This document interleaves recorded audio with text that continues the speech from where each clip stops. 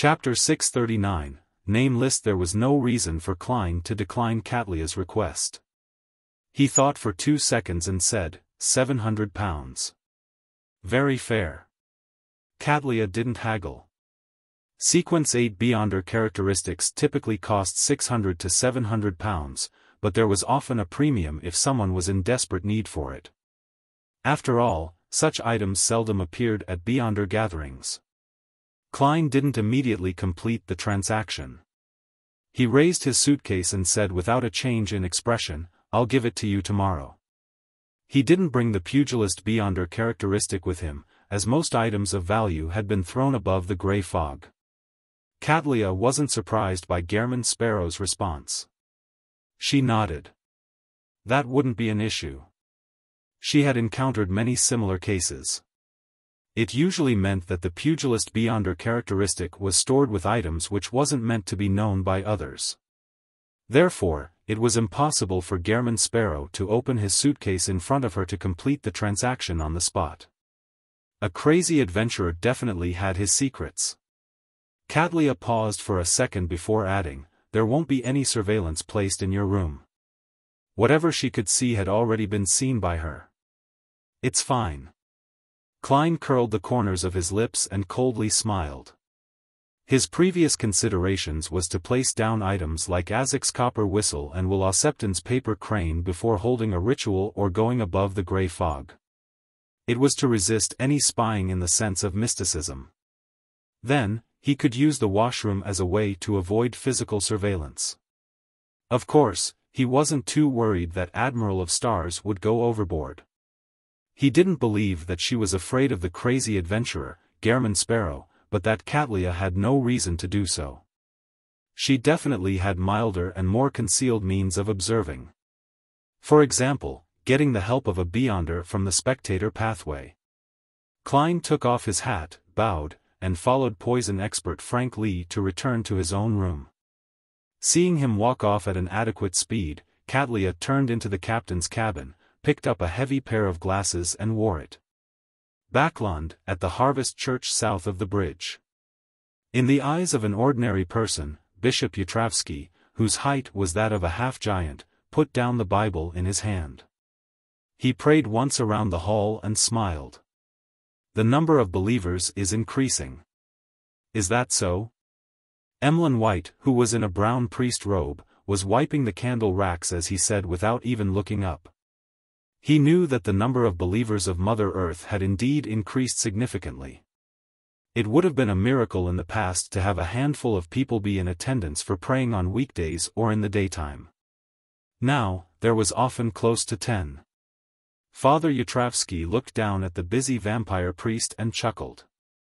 Anyone can tell if they aren't blind. You have contributed greatly to this. If not for your concocting of the medicine and treating the plague, and your willingness and sincerity in teaching people about medicine, our faith wouldn't have been that easily accepted by the residents of this borough. Emlyn held a cloth and straightened his back. He tipped his chin slightly. I was only acting. What do you mean by our faith? Don't lump me with you. Emlyn's expression twisted before he said with a smile, speaking of the blind, it reminds me of a joke. It said that the demand for blind people in Backlund far exceeds supply. This is because they are widely believed to be most suitable to be jurors. Father Yatravsky ignored the joke and benevolently said, regardless of the goal, you have contributed greatly to the spread of the faith of Mother Earth. Besides, this also proves that you have a kind heart. Pooey. I said so back then, but why didn't you believe me? Emlyn looked up at the priest's massive body before retracting his gaze in silence. After busying himself at the cathedral, he changed into his normal clothes and wore a silk top hat that sheltered him from the sun. He then walked onto Rose Street. He stealthily sized up his surroundings and didn't notice any signs of monitoring. The red glove named Leonard from before really hasn't appeared again. I thought my act of exposing his secrets and buying Tinder would result in me being constantly investigated in secret. Emlyn White shook his head indiscernibly as he felt puzzled. In the earliest stages, he had planned on taking in the Hanged Man's theory to incur the investigations of the Red Gloves so as to disrupt the monitoring from the upper echelons of the Sanguine. He could then achieve a perfect equilibrium by using the Church of Mother Earth's Blessed, Utravsky. But things didn't develop as he had expected. Leonard Mitchell had apparently left Backlund very quickly. At the end of February, Emlyn had made a detour to 7 Pinster Street while he was out once, only to discover that it was uninhabited. Without thinking about this matter any further, he walked to the end of the street, got onto a rental carriage and headed straight for the Odora Villa. He was left to a study on the first floor by an attendant where he saw many Sanguine who had recently come of age. Among them was a Sanguine who had already become a baron. "I'm not the only one," he thought before closing the door. He then said to the owner, "Cosme Odora, my lord, was I not called here because of a summoning from Lord Nibs?" He had said "my lord" rather indifferently as though he was calling him by name. This was because he was also a Sanguine baron, the difference was that he hadn't publicized it. Cosme was a very refined middle-aged gentleman. He smiled and said, "All of you are outstanding young Sanguine. My grandfather has entrusted all of you with some tests." Another Sanguine baron, Russ Bathory, who was lucky to receive an inheritance, asked, "What tests are they?" Cosme drank a mouthful of dark red blood which was concocted with grape wine as he scanned the area. "Perhaps you might not know, but the Snake of Fate from the Life School of Thought has disappeared for quite some time." As Emlyn White and the other Sanguine looked puzzled, Cosme continued, "But I believe all of you should know that the Life School of Thought is a coalition which was barely formed thanks to their belief in fate. They allied under the massive pressure placed by the 7 Orthodox churches in the beginning of the 5th epoch and are formed by beyonders who think of themselves as absolutely rational and aloof, those that worship the primordial moon, and those that seek the essence of life and spirituality. Due to the existence of the Snake of Fate, there hadn't been many serious problems internally. Their worship of the primordial moon was ultimately restricted to a fixed symbolic meaning. Furthermore, the process of formula exchange was melded with a master-apprentice heritage system. Unfortunately, with the disappearance of the Snake of Fate, this process has been disrupted. The primordial moon's believers rapidly turned passionate, producing a fracture in the faction that represents fate. An intense conflict ensued as a result. This matter was used by the Rose School of Thought. It dealt quite a sizable amount of damage to them. Emlyn White, Russ Bathory, and other Sanguine remained perplexed.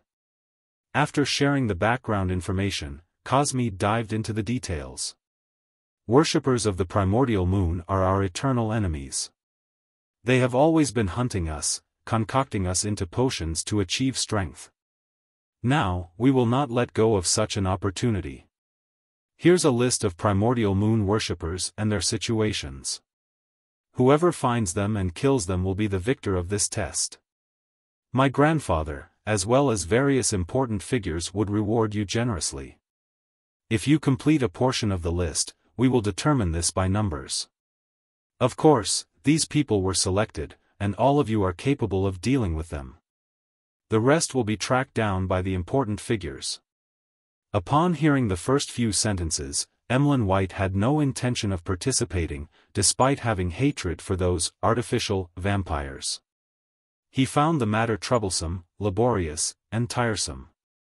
He'd rather stay at home in silence to chat with his dolls.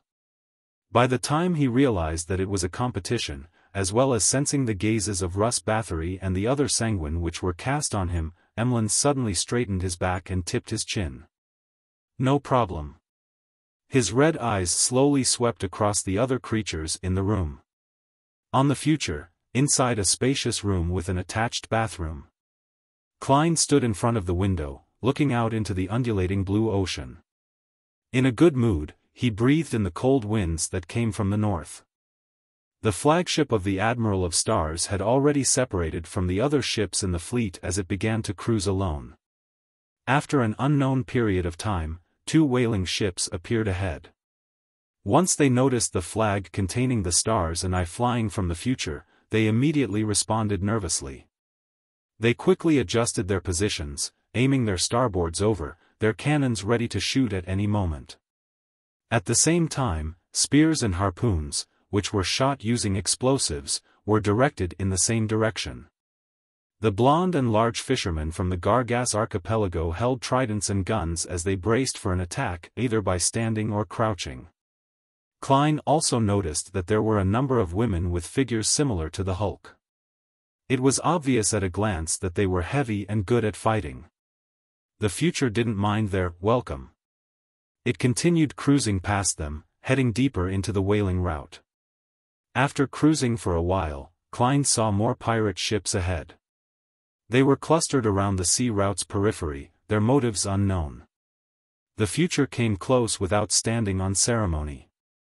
Immediately, the pirate ships reacted like startled birds as they quickly retreated. Sensing the future slowing down, Klein left his room in puzzlement. Just as he approached the captain's cabin, he discovered Katlia walking out. This woman wore a thick pair of glasses on her nose bridge, hiding her mysterious purple eyes. She glanced at Klein and said succinctly, "Someone discovered a ruin which is said to be from the 4th epoch at the bottom of the sea in the waters around here. We plan on taking a look while on the way." Bottom of the sea? Ruin from the 4th epoch? Klein instantly recalled the rumor he had heard from the Lairdal bar. So this piece of news has already spread? I was wondering why I got to learn it so easily, he said inwardly in enlightenment.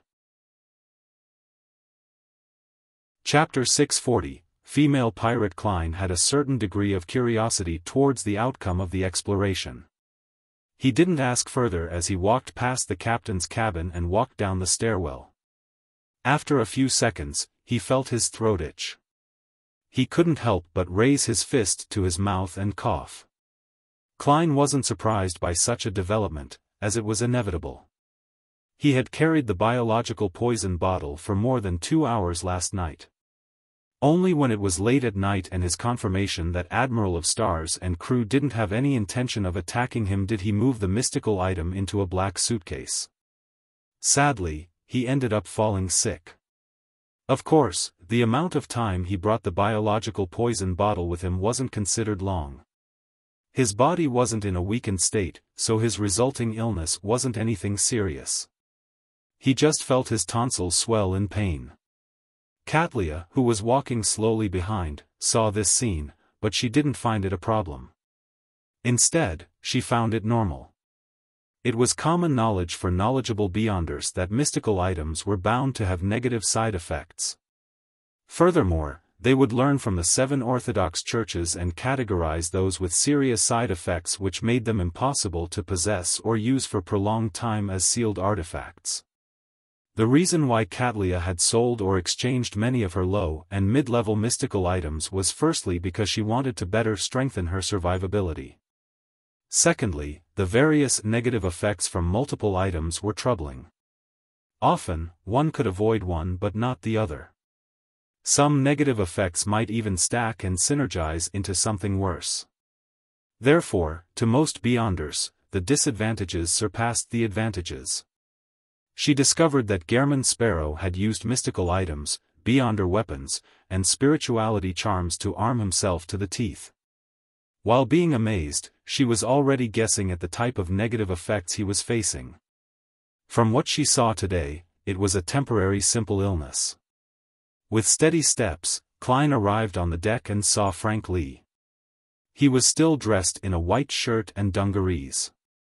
His arm was stained with dirt as though he wasn't afraid of the cold winds that blew down at him. "Good morning, Gehrman." Frank warmly waved his hand and said, "Here, try my latest product.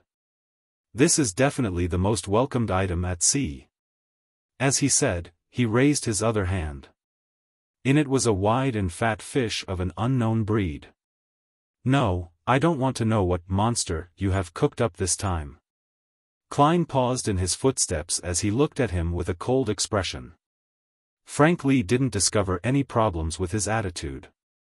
He pulled out a dagger from his waist and stabbed the fish before slicing a hole open. Blood flowed out and accurately landed in a large beer cup on the deck. It didn't emit any fishy smell. Smell that? It's such an intoxicating alcoholic fragrance.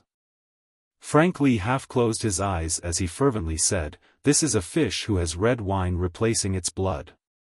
As such, the wine contains lots of nutrients." Klein realized he was at a loss for words. Frank looked at the surrounding sailors in excitement before saying to German Sparrow, "Do you know what's the most troubling matter out at sea? That's when we run out of alcohol without being anywhere close to shore. As long as this kind of fish can rapidly reproduce and become the sea's primary produce, then we won't be lacking any alcohol no matter where we are. By the way, they can be categorized by species. Some will produce Lanti-proof, others Nepos, red wine, and beer. The beer needs to come from sharks or whales, otherwise, there won't be enough. Isn't the most troubling matter the lack of water?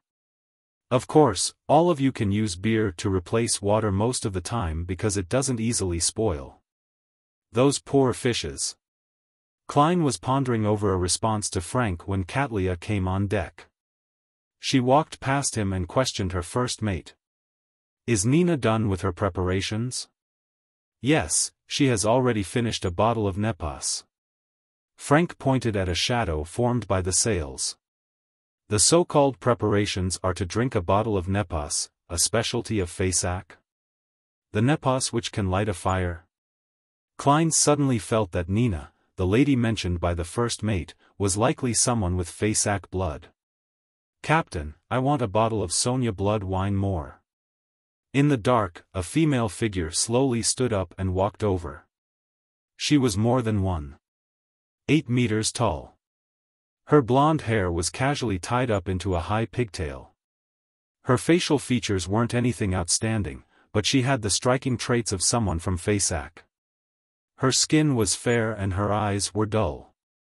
This lady named Nina wore a black tight suit made of fish skin.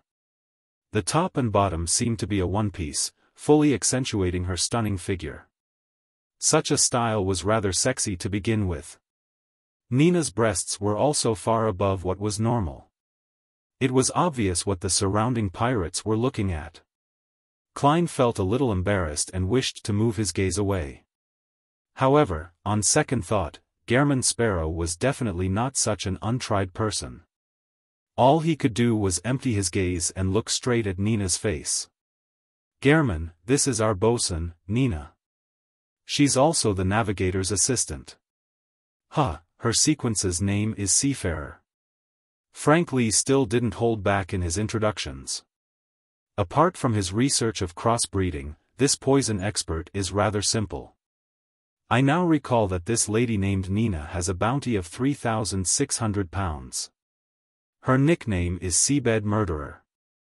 Sigh, after seeing so many bounty notices, there are some I can't immediately recall." Klein looked at Nina's eyes and nodded calmly. "Good morning, ma'am." Nina held back her smile and sized up Klein. "Good morning, Mr. Sparrow. I'm very curious if Vice Admiral Ailment is really as charming as the rumors say."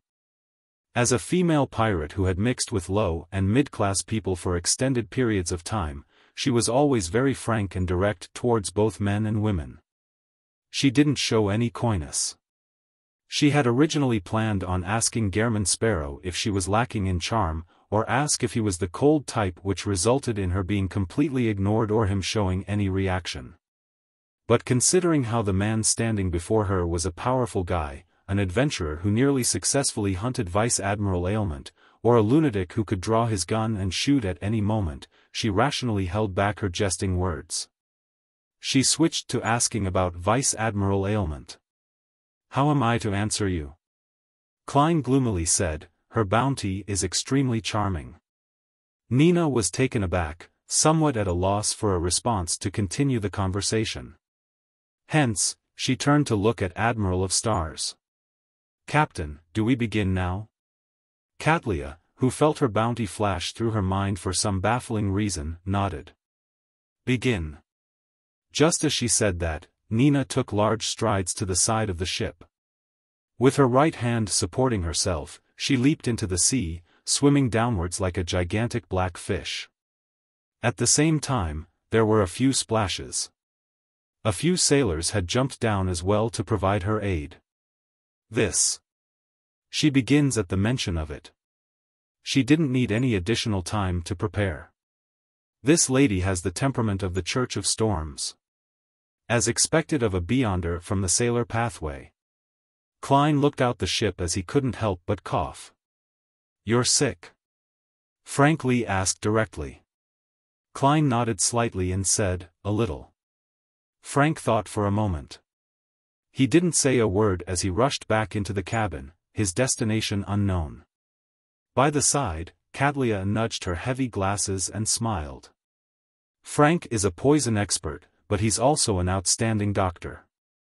As expected of someone from the planter pathway. Klein didn't ask further as he stood there, awaiting Nina's preliminary exploration. Seeing the sudden silence that became somewhat awkward, Katlia took a few steps forward and said, seemingly in passing, "In another day, we will be leaving the Whaling Sea route." "But we're at least a week from those waters?" Klein thought before asking. "That is if we follow the Whaling Sea route. In fact, this will lead further north and be more roundabout. I know of a secret sea route that can allow us to reach the waters you wish to go to in 2 to 3 days. Katlia's gaze looked at Klein's eyes through her thick glasses, as though she wanted to tell how much he knew of the extremely dangerous waters. Klein considered and simply said, "Very good. That's exactly what I want. In addition, those waters are more illusory than real." Katlia retracted her gaze in thought as she looked at the entrance to the cabin. Frank Lee ran over and held a green apple in his hand. "This is the outcome of another one of my projects. It's a crossbreed of medicine and fruits. It makes the consumption of medicine more enjoyable." He beamed as he handed Klein the apple. "I'm afraid I'll end up even sicker after eating it." Klein glanced at Admiral of Stars and saw her nod gently. Only then did he inwardly force himself to accept the apple while appearing calm on the outside. He then bit down at the apple. It had the taste of a normal apple. It just had a lot more juice, and the insides were softer. After a few bites, Klein discovered that his throat suddenly wasn't hurting. He didn't realize when he stopped coughing. "I have to say that it's rather magical. As long as it doesn't involve animals and humans, Frank Lee is really a genius that should be taken seriously in the Church of Mother Earth. Unfortunately, he ultimately became a devil-like person." Klein looked at the poison expert and said frankly, "It's healed." "Very good." Frank didn't praise himself as he began casually introducing the pirates on the deck. After a while, Nina and the other supporting sailors swam up to the surface and returned to the ship. She held a metallic piece that had been rotten into an identifiable state and a piece of black hardened mud that was filled with honeycombed holes. She grumbled to Katlia, "Captain, there's no deep-sea well. That well's mouth isn't even bigger than my breasts. Of course, it's very deep and dark. It's unknown what's hidden in it." She gestured using her hands. Exaggeration is a common trait of pirates and adventurers. Katlia nodded without using the term bragging. "The diameter of the well's mouth is that small?" Klein puzzledly looked at the item in Nina's hand as he politely diverted his gaze from her body which had streams of water flowing down. Katlia's gaze moved in sync with his as she said, "Go into the details." Chapter 641, A Well Mouth That Humans Can't Pass. Nina was a pirate who had risen up the ranks. Often, she might be easily irritated, but she was very experienced at handling matters. She was a rather reliable person.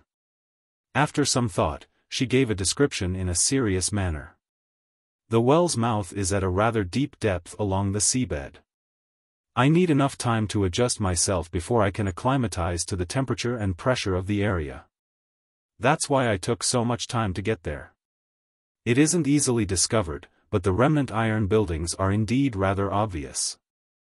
I found them once I got acclimatized. They've already completely collapsed or rotted. There's no way to imagine what they originally looked like. However, I could tell that they definitely spanned across a great distance in the past. It's just shrunken by a great deal now. When Nina said this, she chuckled and scanned all the men around her. A real female pirate is indeed different. Klein sighed from the bottom of his heart. From his point of view, be it Admiral of Stars Catlia, Vice Admiral Iceberg Edwina, or Vice Admiral Ailment Tracy, none of them could be considered a pure female pirate. All of them hailed from major factions or secret organizations. When they were low-sequence beyonders, they were either not at sea, or they were following important figures, so what they did were relatively safe matters. Otherwise, they were independent adventurers who had never been tainted by the characters and atmosphere of low or mid-level pirates. After Nina finished laughing, Catlia pointed her finger to the rusted item that could hardly be described as a metal beam. This is a portion of the iron building? Yes, Captain. As you know, I don't know much about history or mysticism. I could only bring some back for your inspection. You're an expert on this. Nina smiled as she handed the metal beam over.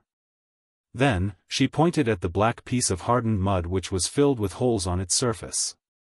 Not far from the iron ruins, I found a well. It's not very big. If it's to be described with the word huge, then I've definitely seen plenty of huge cannons. Those drunken adventurers are better at bragging than us pirates. This is the mud from the inner layer of the well. I can't imagine how such patterns could be formed. Nina's finger repeatedly struck the honeycombed dots on the black mud. Klein originally believed that they were marks left behind by dense shots with very tiny projectiles, but after a careful inspection, he suspected that they were remnant patterns after something had rotted. Each spot was very shallow as its edges spread outwards in an irregular pattern. Nina handed the black mud to Catlia as she continued describing, the well's mouth is really small. Even a child from Nas wouldn't be able to enter. It's very deep. I even felt that it was bottomless. In that environment, the interior was completely dark as though something was slowly summoning me, yes, slowly. I found a few rocks nearby and threw them in, but there wasn't any response. In short, it's filled with water. Catlia held up the metallic beam and black mud. Through the thick glasses, she observed them seriously. Since the mouth is very small and humans can't enter them, there's no need for us to begin the exploration immediately. It will be very dangerous. Let's wait until I figure out the secrets hidden within these items and whether the ancient well is worth us taking the risk before we return to make an attempt. Aye, Captain. The wet Nina was trembling as a result of the cold winds. The way she wavered made all the surrounding pirates stare straight at her.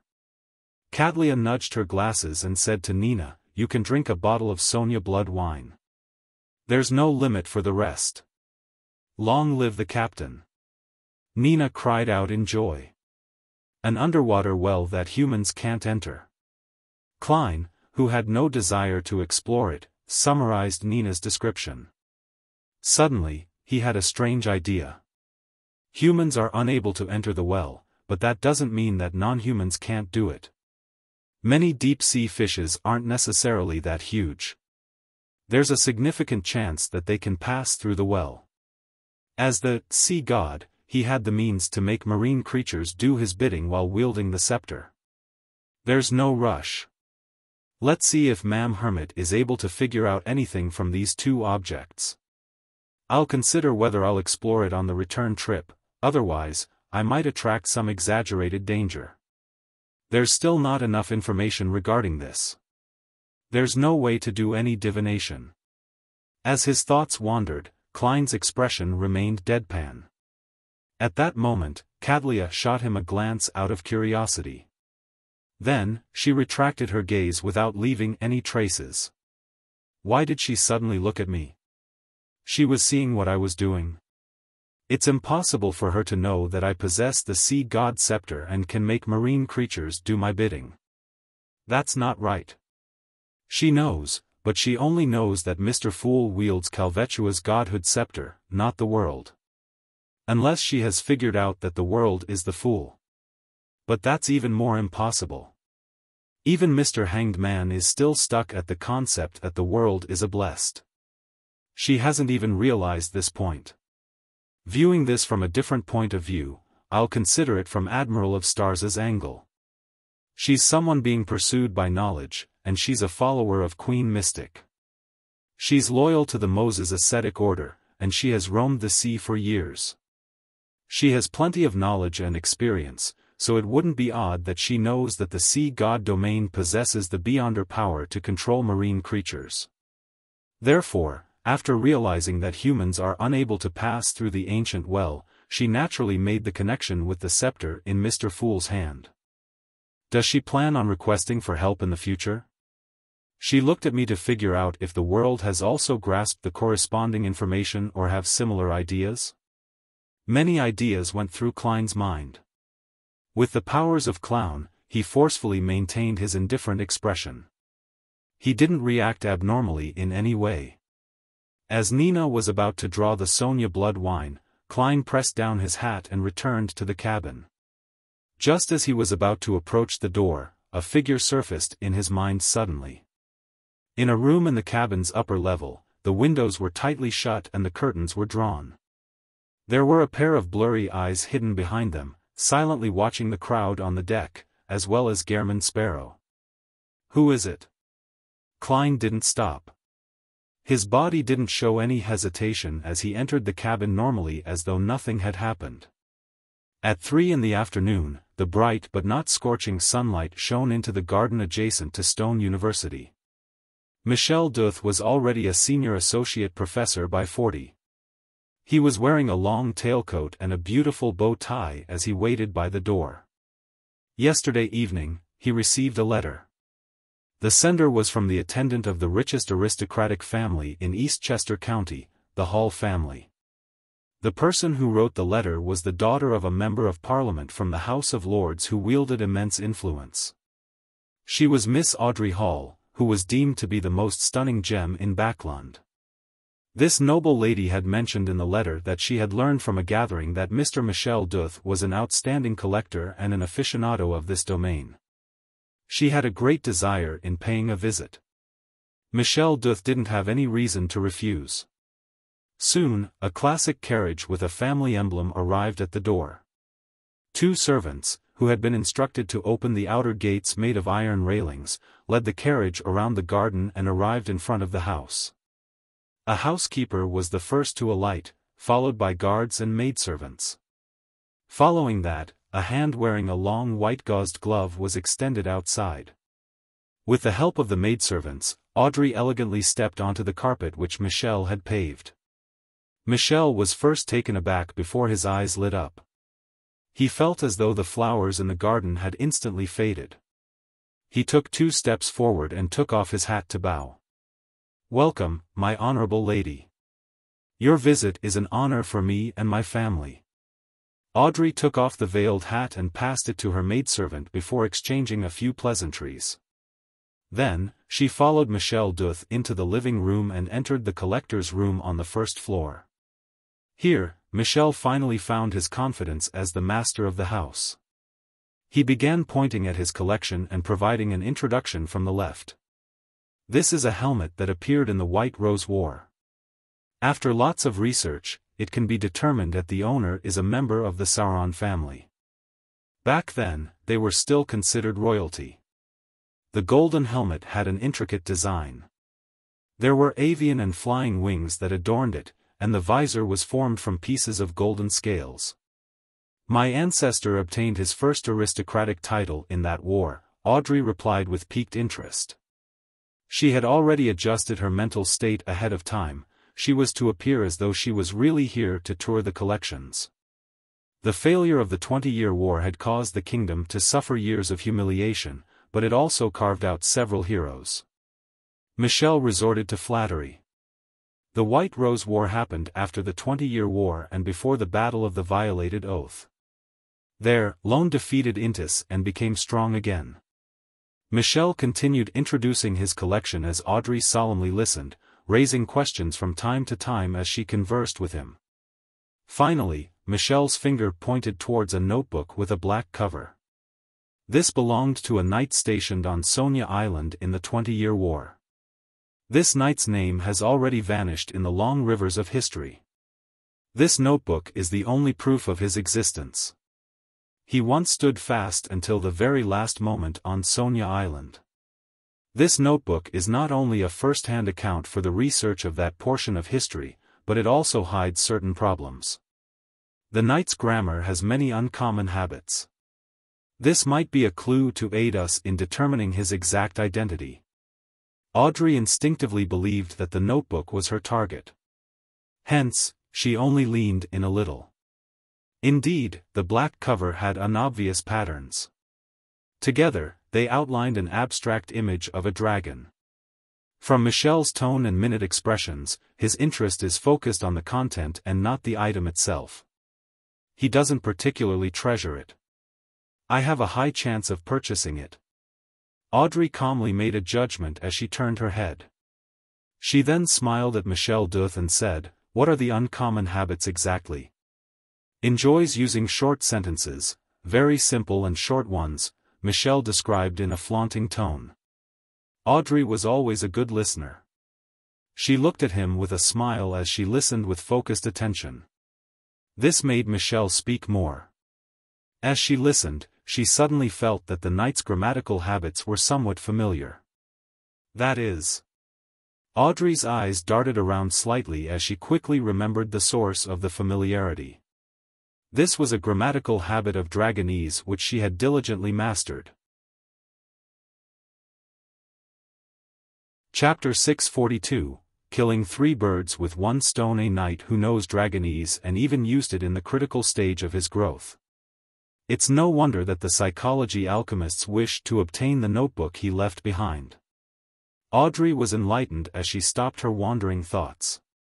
She happily and seriously discussed the problem that stemmed from such grammatical habits with Michel Duth. Soon, they concluded the discussion over the notebook as Michelle began introducing the other items. Time passed as the tour slowly came to an end. Audrey had planned on raising her request of purchasing the notebook to their next meeting in order to make her goal less obvious. However, in a friendly atmosphere and with the naturalness of their conversation, she sharply sensed that it was an opportunity. Hence, with the powers of lie, she made her cheeks blush red. "Mr. Duth, that helmet from the Sauron royalty that originates from the White Rose War is a keepsake of my ancestors. Pardon my presumptuous, but can I buy it from you? Also, the notebook of the 20-Year War. I'm very impressed by the knight that stood firm for Sonia Island and also wish to have it. I know it's not a polite request, but I wish that you can understand how I feel. Of course, you have the right to decline." Her eyes moved as she obviously darted them around, partially deliberate and truthful to express her lack of confidence and embarrassment. Michel subconsciously moved his gaze away as he said with a hoarse and slow voice, "I'm a collector. I won't sell my collection." His tone and the words he used aren't firm enough. In the intel I previously gathered, he's a gentleman who values his reputation greatly. Using cash to purchase his collection is probably unacceptable. The reason why the psychology alchemists didn't get someone else to complete the mission is firstly because I have a way of earning contribution points, and secondly, it probably took the associate professor's attitude toward such matters in mind. I have to change my approach. Before the visit, Audrey had already carefully decided of different tests according to the intel she received. After some thought, she changed topics. "Mr. Duth, I heard that you're requesting Stone University to build an ancient relic research center?" "Yes, that has been my goal for the past few years," Michelle looked at Audrey and answered frankly. Audrey smiled faintly and said, "I'm very interested in the research in this area. I also feel a deep respect for you and hope to see your wish fulfilled. Well, I'm planning on donating £1,000, a nearby piece of land spanning 2,000 aries, and a manor with rather good returns to the faculty you are from at Stone University. I hope to have a non-profit basic relic search and preservation foundation set up. I know it's not a lot, but I will drum up support from the ladies and gentlemen I know in order to get them to make a certain amount of contributions. Mr. Duth, I think you're the most professional relic collector and researcher I know. I'm wondering if you're willing to be the person in charge of this non-profit foundation? 2,000 areas of land near the university. That's worth about £6,000. Together with the manor and the cash, Miss Audrey would be donating nearly £10,000. With such a non-profit relic search and preservation foundation, the difficulties I would encounter to get my research grants approved would be drastically lowered. Michel paused for a few seconds before revealing a sincere smile. He bowed solemnly and said, "My honorable lady, the importance you place on academia has left me touched.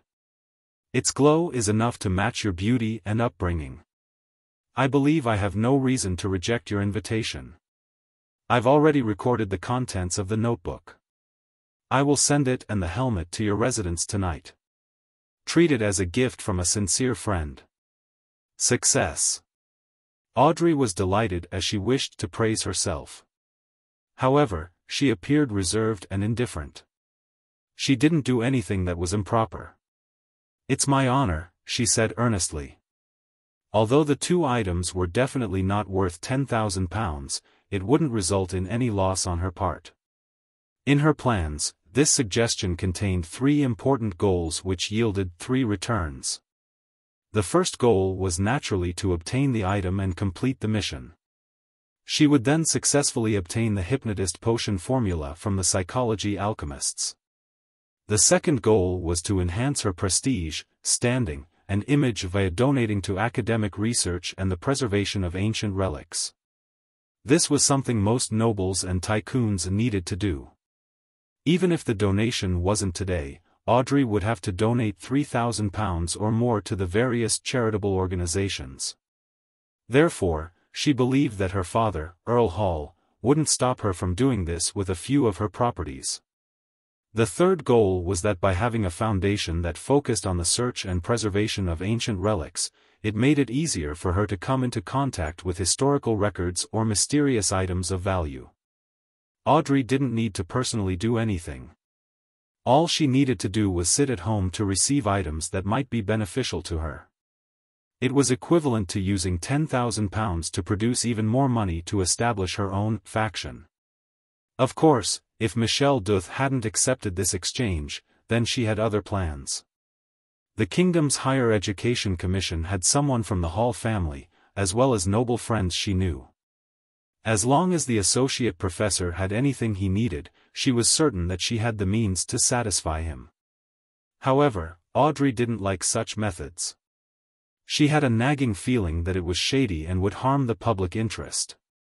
After discussing the matter, Audrey stayed for a little longer and chatted idly for about 15 minutes. It made the wrapping up process not as sharp and abrupt. Following that, she first left Michelle's house and rode her carriage back to the Hall family's villa in Stone City. Past 8 in the evening, she received the Sauron royalty's helmet and the notebook from the 20-Year War. Audrey wore a pair of white silk gloves and sat before her desk with piqued interest. She placed the helmet to the side as she began flipping through the content in the notebook. She discovered that the records were sparse. The early records indicated how the knight who was stationed in the ancient Elvish island had learned how to brew Sonia blood wine, how he chased after women, how he spent the boring days. In the later records, it entered the period of the 20-Year War. It mainly included his cursing of the people of Faesac, his grumbling about his companions, and the consideration towards his plans to stand fast. It also included the end of how the Sonia Island was first lost. Apart from the grammatical habits being similar to Dragonese, there aren't any serious problems. Nor can I find any hidden clues. Audrey frowned as she closed the notebook. She had used methods derived from mysticism to do her checks, but they were to no avail. This made her unwilling to waste time as she planned to turn it in to the psychology alchemists.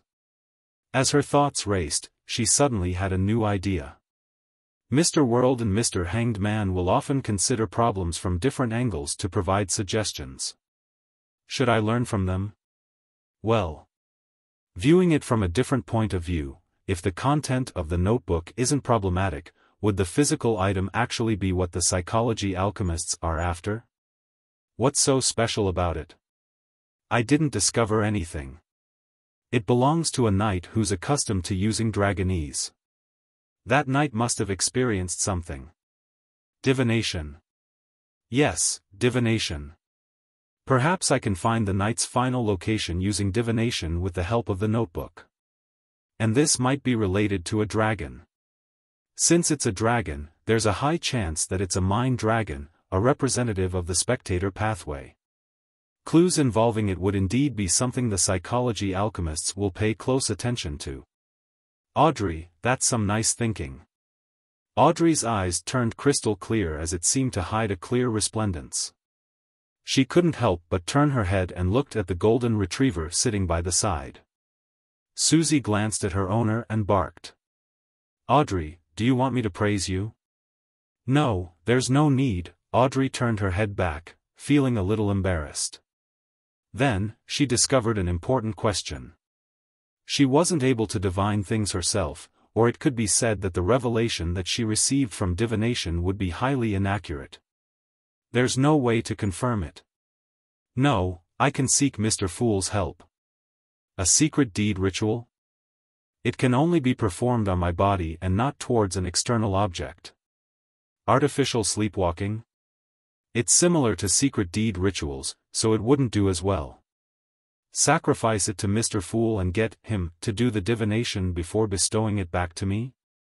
No, that won't work. It will appear rather disrespectful. He isn't my father or teacher, but a real god.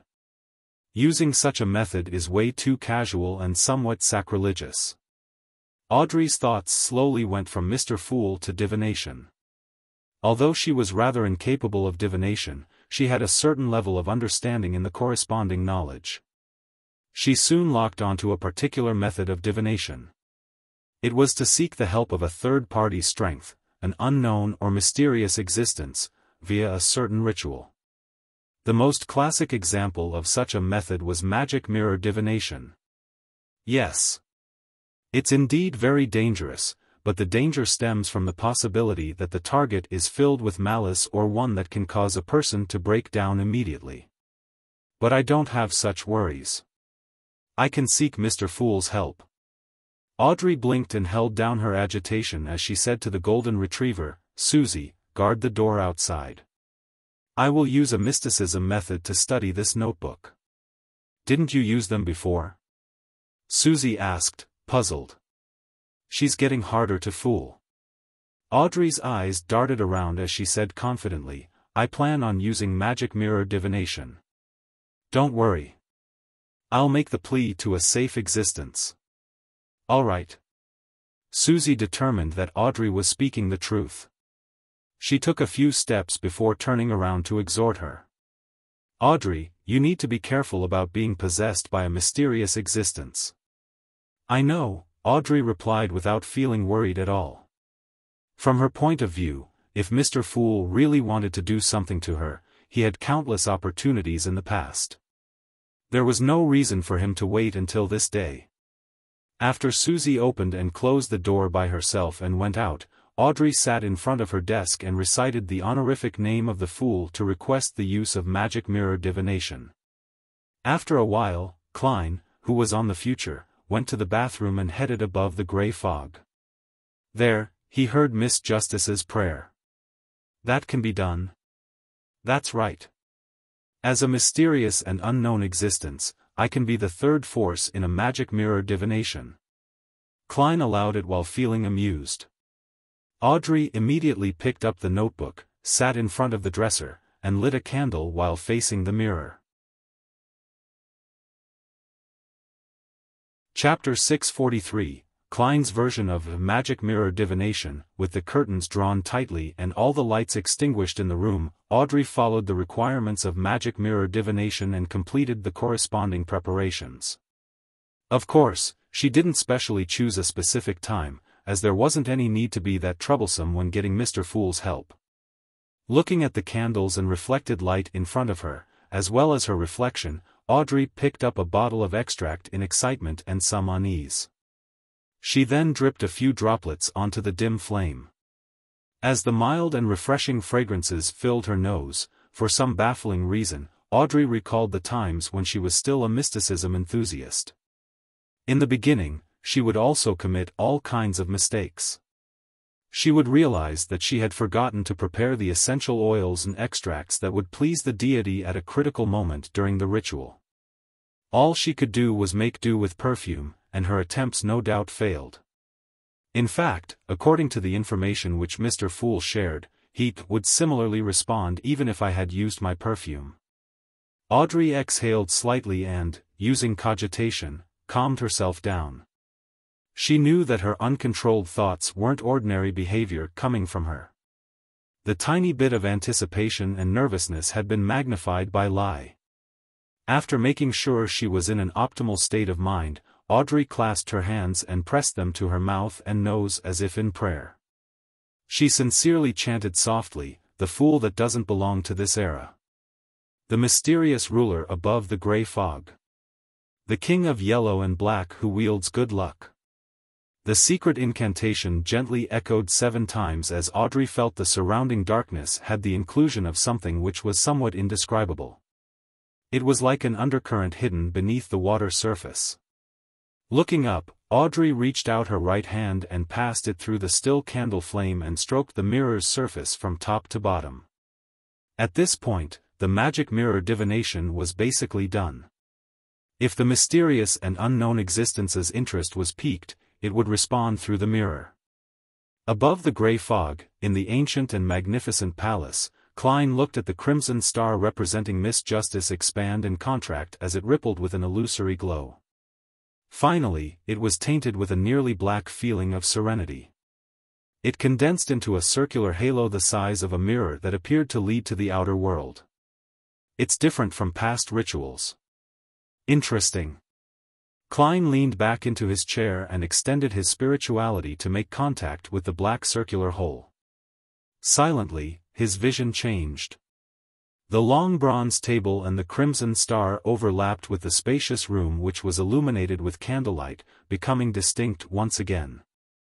At this moment, Klein felt that a mirror had become an extension of his body or eye. It allowed him to clearly see and interfere with the real world despite being above the gray fog. Yes, clearly.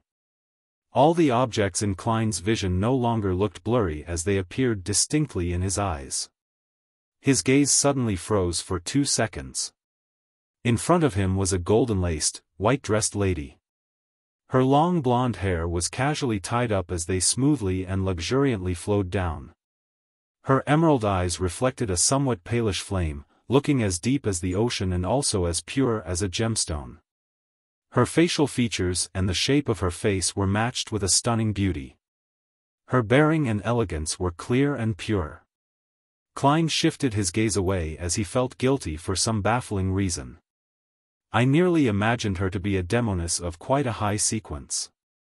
Thankfully, I recalled in time that Miss Justice is a beyonder of the spectator pathway. It's impossible for her to become a demoness. The smell of this extract isn't bad. Very unique. It has a very subtle feeling. The mystical item created from that faceless beyonder characteristic? Miss Justice made it into a necklace. Klein's gaze landed on the mystical item which was disguised as a diamond necklace. Then, he heard Miss Justice say with utmost anticipation, "Mirror, mirror, please tell me the location of the owner of this notebook." Audrey knew that she was asking Mr. Fool, but mirror, mirror, were words she had always wanted to recite from the stories she had heard from a young age. She finally had a chance to use it in practice. The failures in the past don't count.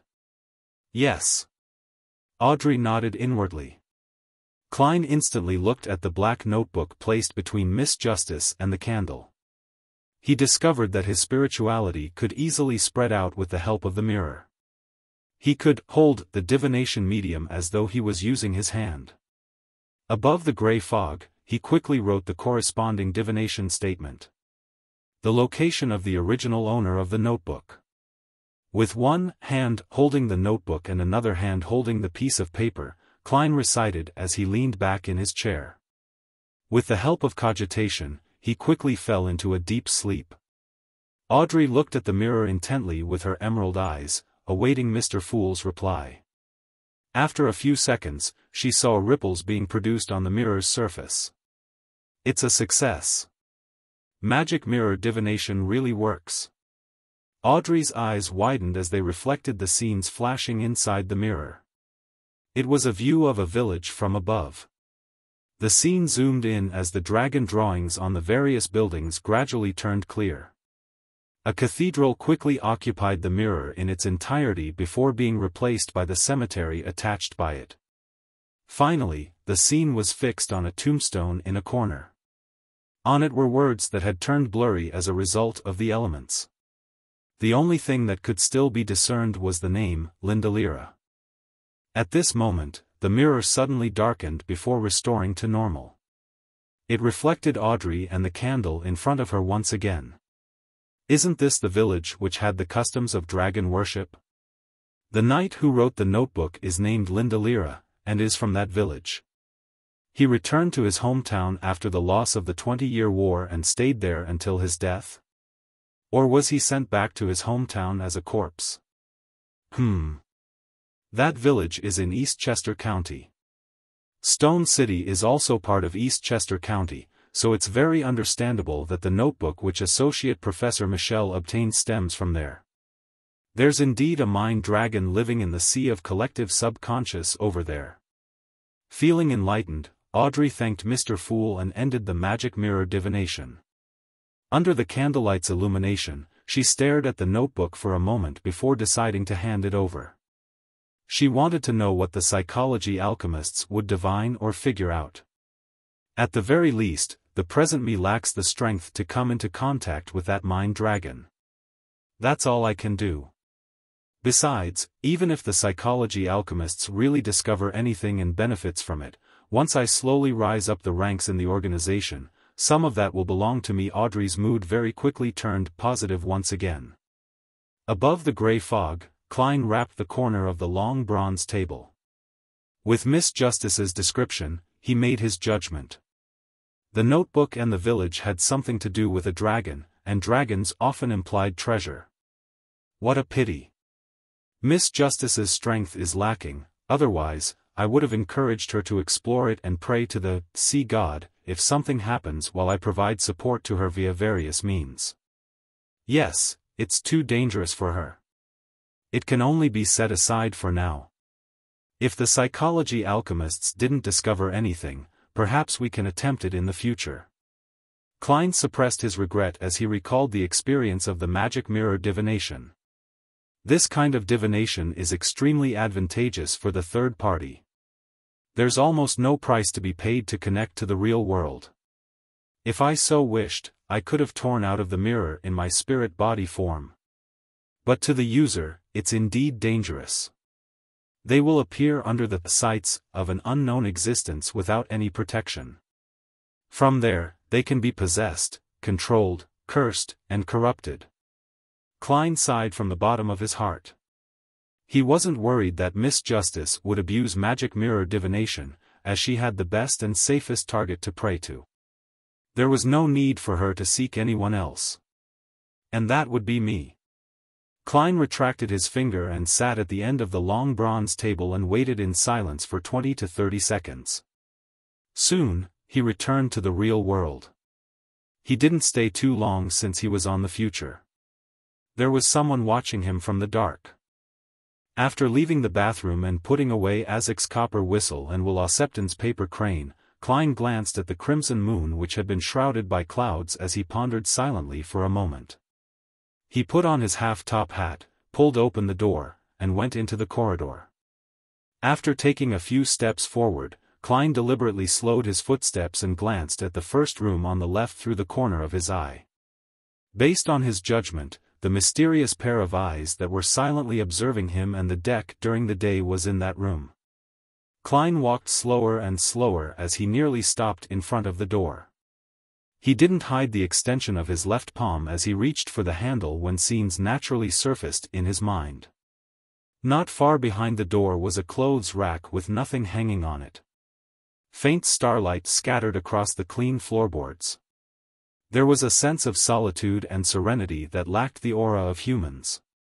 The windows had opened at some point in time as the sea breeze blew in from the outside, lifting the curtains which weren't too heavy.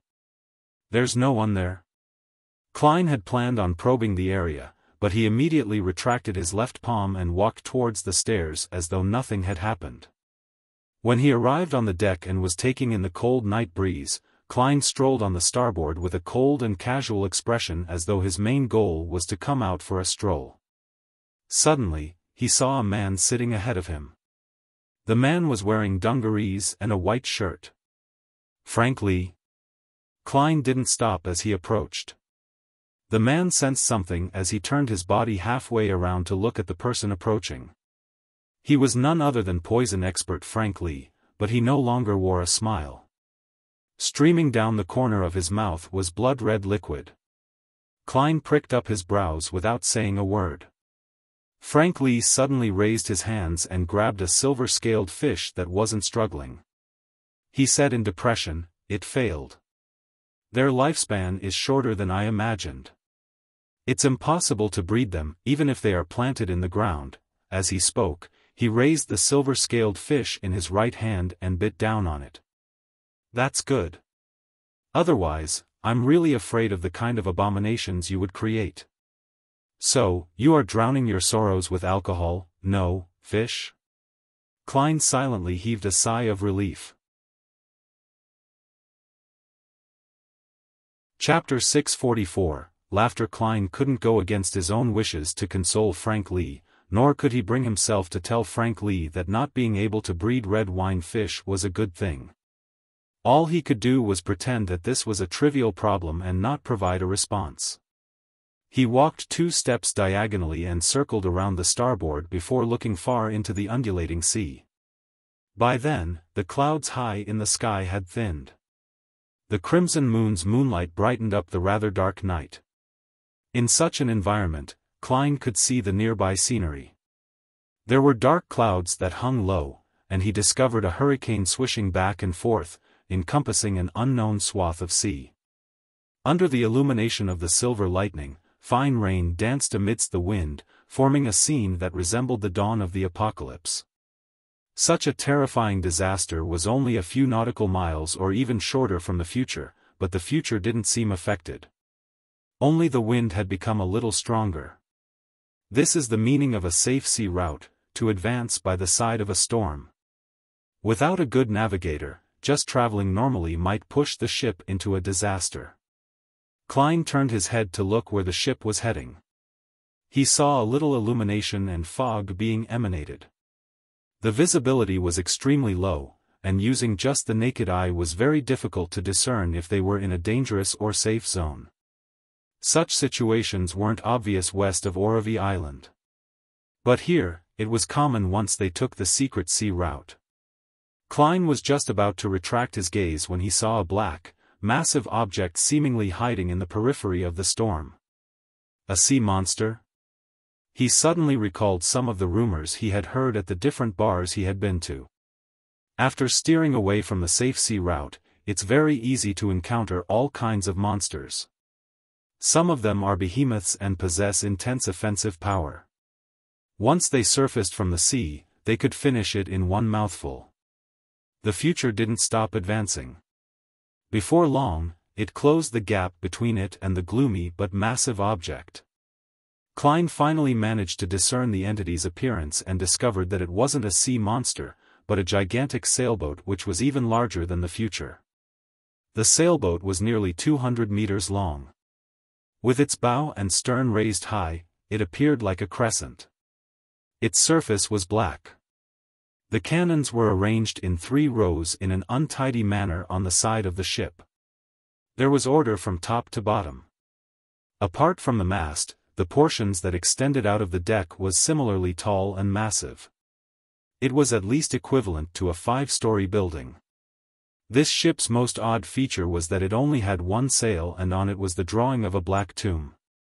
The death announcer, a heavy voice sounded in Klein's ears.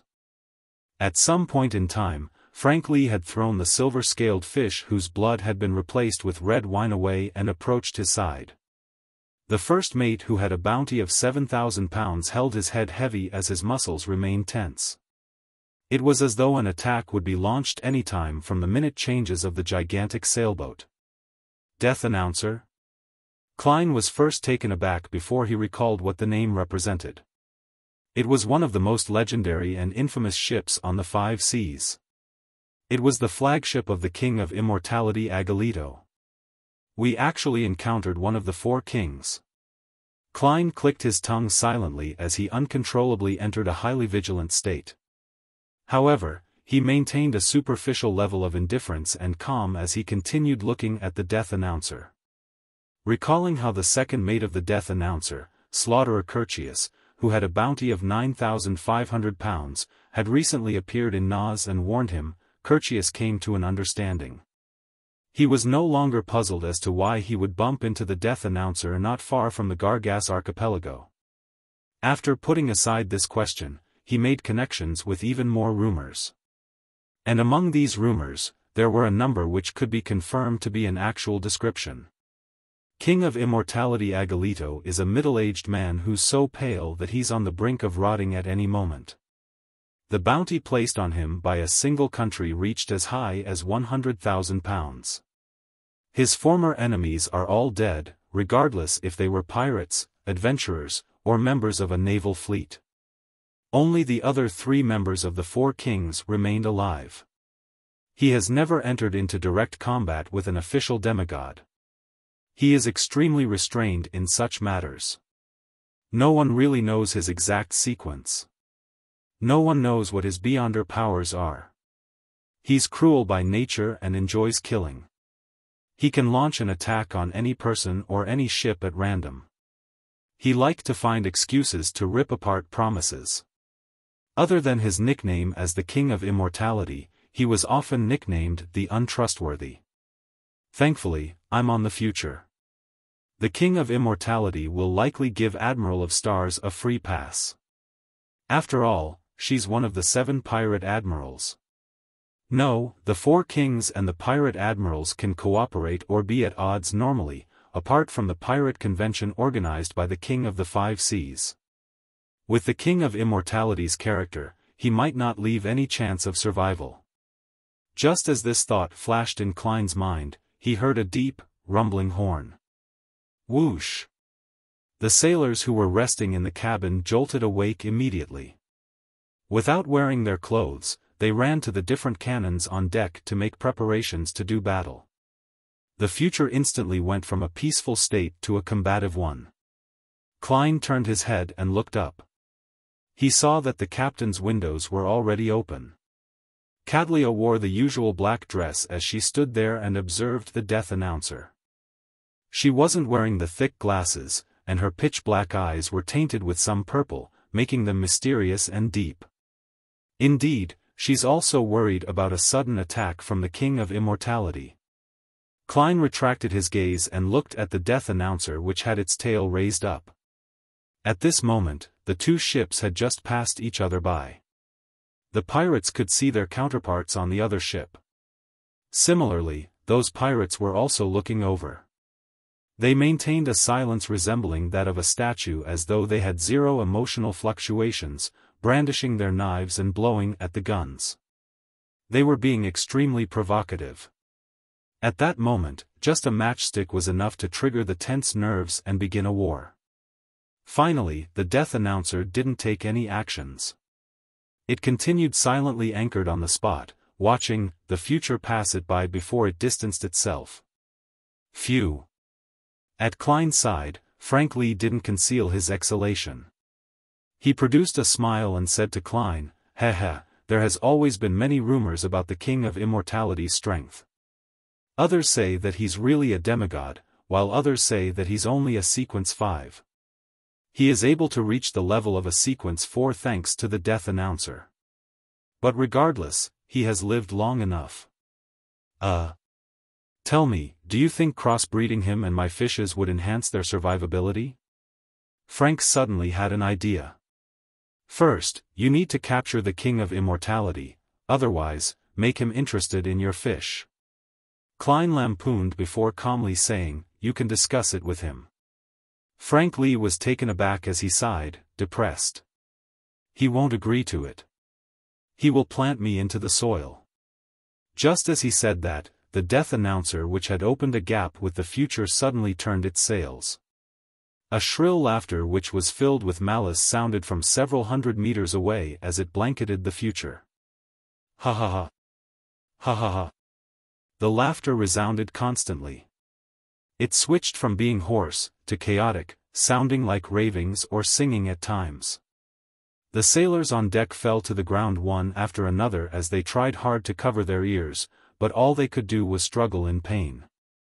A number of beyonders began to produce fish scales on their bodies. Klein was similarly affected. He felt that his brain was instantly injected with all kinds of thoughts. There were the good, the bad, the bright, and the dark. They were abnormally disordered as they combined with the constantly changing laughter to produce a swelling feeling that could burst one's brain. Klein's facial expression distorted slightly as inconspicuous flesh tendrils began to start wriggling under his skin. If he hadn't experienced the true creator's ravings and Mr. Door's cry for help, or suffer similar torment when he passed the gray fog each time, giving him a certain level of resistance, Klein would definitely be like poison expert Frank Lee, pressing his head, kneeling down with a ferocious expression to resist the pain brought from the terrifying laughter. Klein noticed that some short orange hair was growing from Frank's face, making him seem to transform into a bear. At that moment, the symbols and magical labels on the future's walls, deck, and mast lit up. They became like a resplendent sea of stars in a moonless night. The terrifying laughter which was either sharp or hoarse didn't weaken, but everyone was distanced from one another in a second.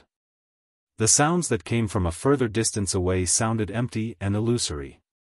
Klein's swelling head instantly received reprieve as he used the rest of his strength to look up.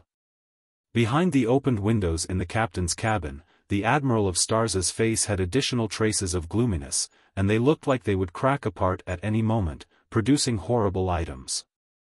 At that moment, Catlia's palms pressed down on the window sill as bits of starlight swirled around her, seemingly matching the future which was on the resplendent sea.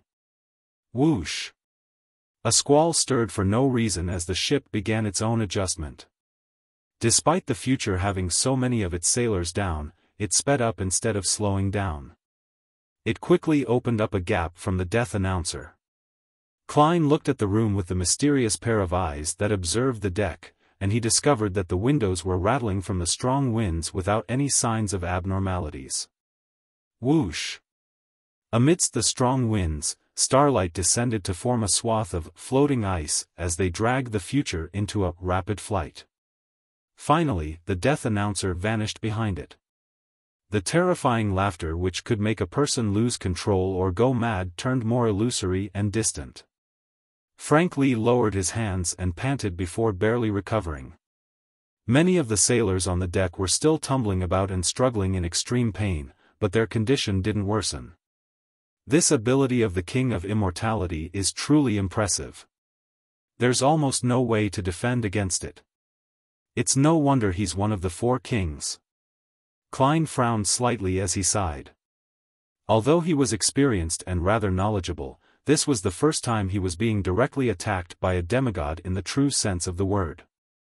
He discovered that even Agalito, who was ranked last among the four kings, similarly made him feel weak as though it was impossible to resist. With Agalito's character, will he make the death announcer pursue us? Although there's a high chance he would wait for Slaughterer Curtius to return, that possibility cannot be excluded.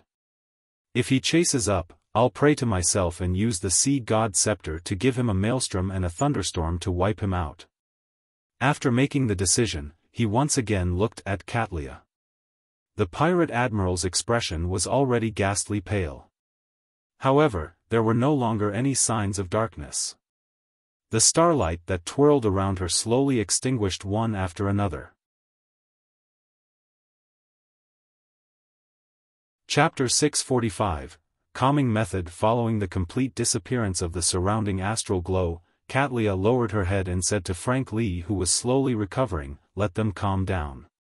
She was referring to the sailors who were still struggling in pain. Just as she said that, Katlia shrunk her body back as the windows closed. At that instant, Klein vaguely saw a green vine grow upwards, covering the Admiral of Stars in layers.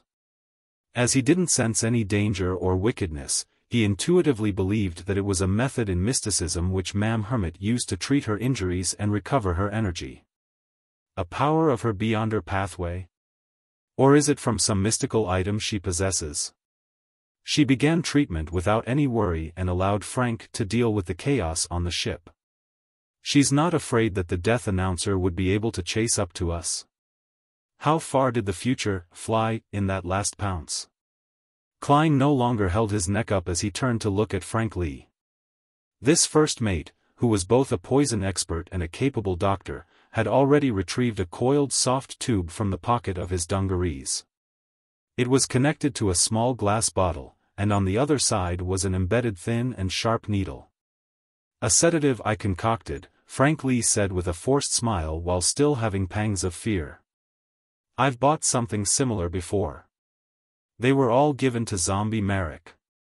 Klein surveyed the area and said, "This might not be enough." "No, it's not for them. I need a helper. They will receive the help of beer, which comes with a sedative effect." They're often rowdy once they're drunk, so I've added the necessary elements in most of the alcohol buckets," Frank explained in passing. "Spiking their drinks without any notice." Klein nearly twitched the corner of his mouth. At that moment, he had a deep appreciation for the aptness of the nickname Poison Expert. Simply because he found the pirates rowdy when drunk, Frank had added a modified sedative to most of the alcoholic beverages without any sense of guilt or shame. It was as though he was doing something very ordinary.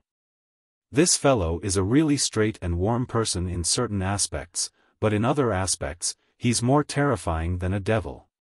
This is because he doesn't believe that what he does is evil. How did the Church of Mother Earth produce such a crazy scientist? Klein controlled his expression and followed Frank Lee from a distance and found the bosun, Nina, who was squirming in the shadows of the bulkhead. This pirate with an exaggerated figure was slumped there, writhing in pain. She kept scratching the deck, producing ear-piercing sounds as bloody marks were left behind. Just watching the scene made Klein feel pain in his fingers. "Gehrman, help me press her down to prevent her from struggling." Frank raised the needle and tube in his hand. Klein didn't object to it, but he didn't say a word. He calmly crouched by the side and pressed down on Nina's shoulders. He felt his hands slip the moment he touched her, finding it difficult to grab her. It was as though she wasn't a lady but a gigantic fish covered in slippery scales. Klein instantly corrected his actions. Using a clown's precise control, he grabbed Nina firmly by the shoulders. However, Nina's struggling was surprisingly strong, far greater than Klein's. Soon, he felt his fingers turn sore as he could hardly continue. As expected of a Sequence 7 Beyonder from the Sailor Pathway, while I'm not a Beyonder who excels when it comes to physical strength. If not for the need to feed it, I can activate creeping hunger and switch to steal Mavadi's soul and use the strength of a zombie as a most suitable response. As these thoughts ran through his mind, Klein saw Frank approach, crouch down, and press his knee onto Nina's back. His muscles bulged as he quickly stopped Nina's struggling. A Beyonder from the Planter Pathway has quite a lot of physical strength as well. However, Mr. Frank Lee, it's probably difficult for you to get a girlfriend if you use such crude manners against a lady. Of course, you definitely don't mind. You could totally let your child grow from the soil. Klein lampooned as he watched Frank Lee inject the needle into the back of Nina's hand. As the small bottle of sedatives was injected, Nina stopped her attempts at struggling. Klein released his hands and stood up. After a few seconds, Nina combed her hair and rolled to her feet. She grumbled at Frank Lee, "Why must you always be so rough like a bear? Can't you try a different method? As she spoke, she stretched her arms without concealing the pained expression on her face. Unlike the dive from earlier, she was now wearing a linen shirt and a brown coat. She looked no different from an ordinary pirate. Frank wasn't fazed by Nina's complaints as he asked in puzzlement, "How was I rough?"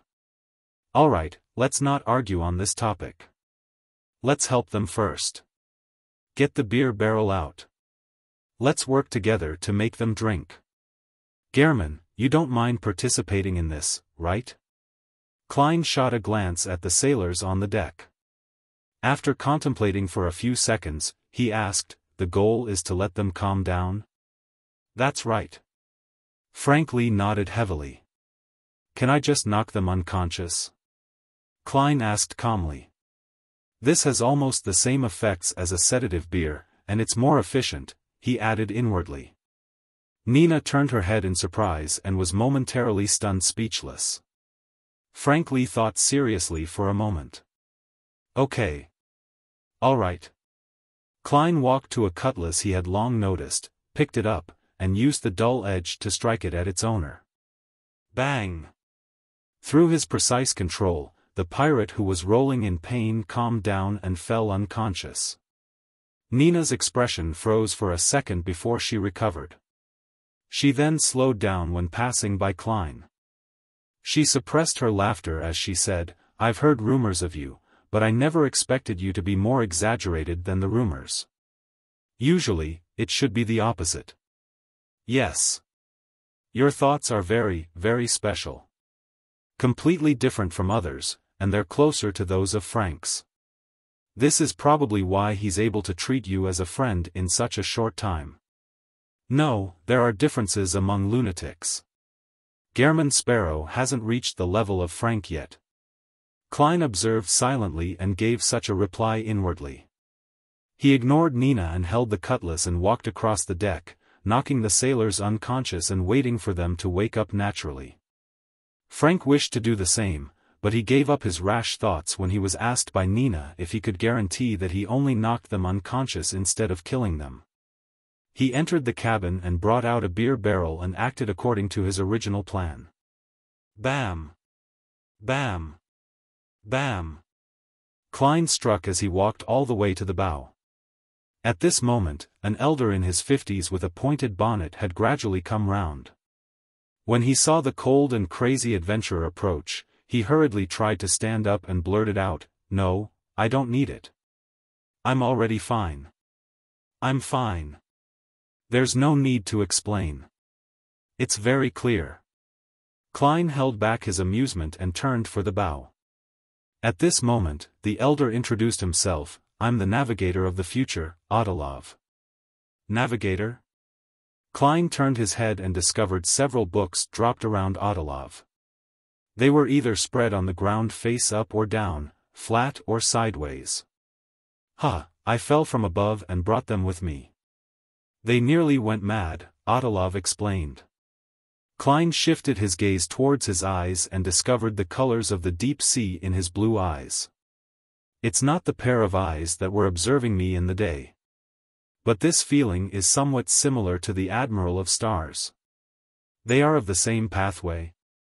Klein retracted his gaze and watched Nina and Frank Lee calm the other sailors. Just as he was about to look back to see if the death announcer had continued its pursuit, Audiobook suddenly shouted, "Be careful." Whoosh! A huge wave struck the bow, causing the future to shake vigorously. If not for his balancing ability as a clown, Klein would have fallen like Frank.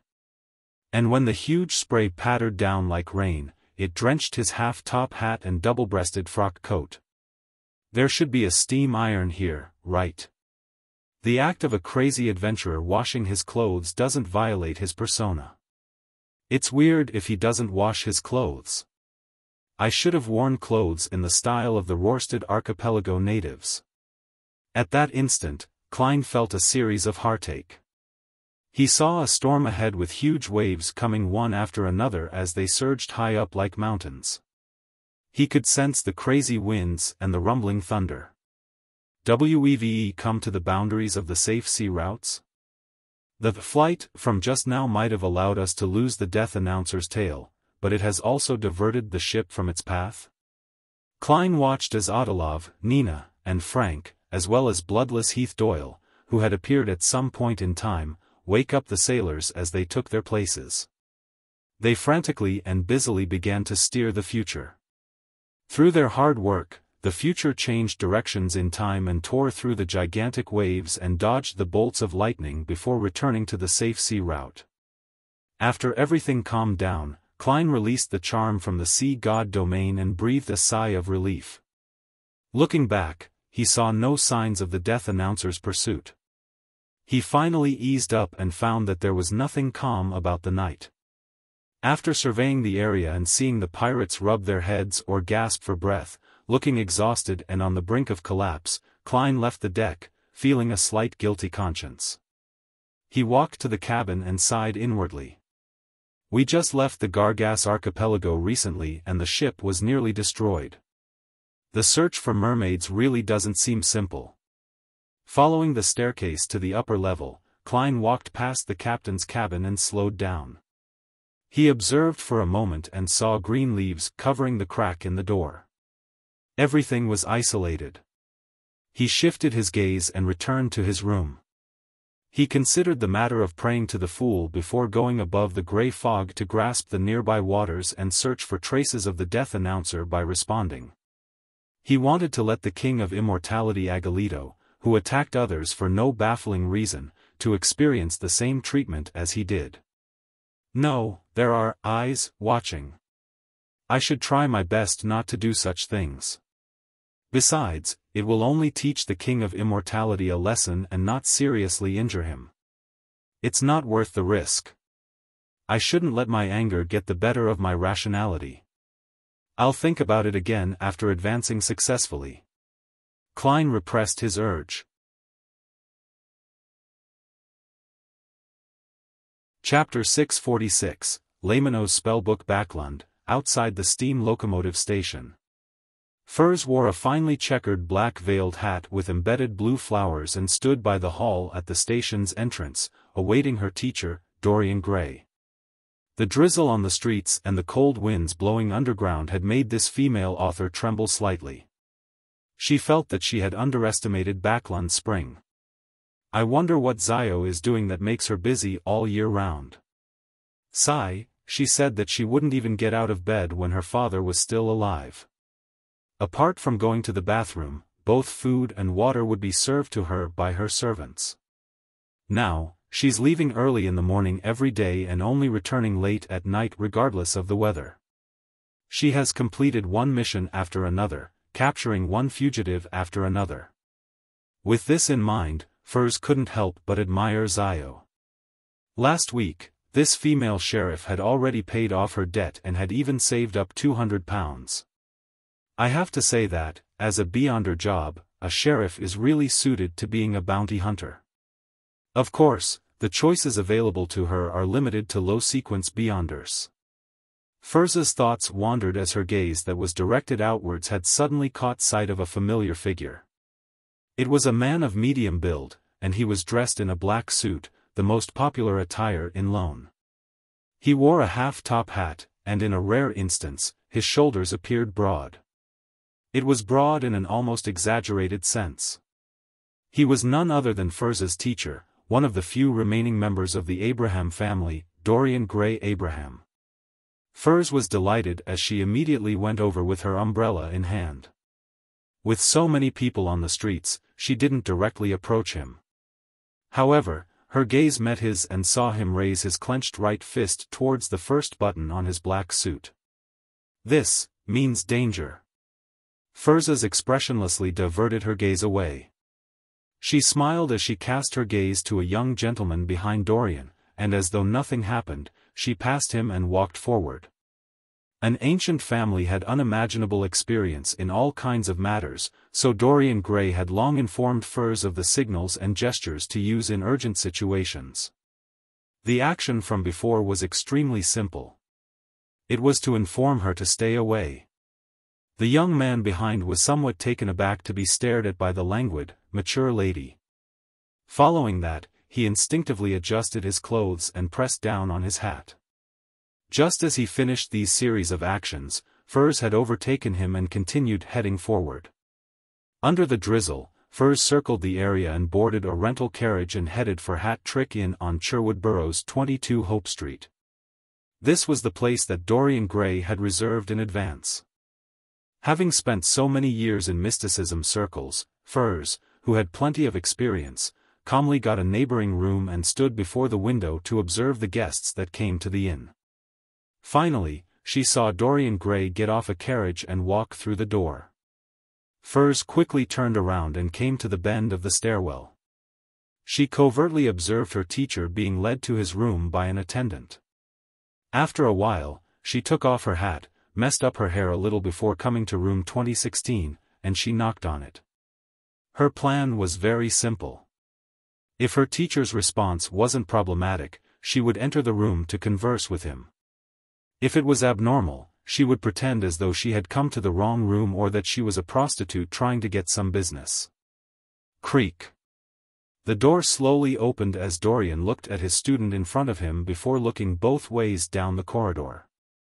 Then, he raised his right arm and spread his fingers to press on the second button of his suit. This meant that he wasn't controlled and that the abnormality was over. Furs let out a silent sigh of relief and instantly entered the room. "Teacher, what happened just now?" she asked, feeling worried and concerned. Dorian closed the door and smiled wryly.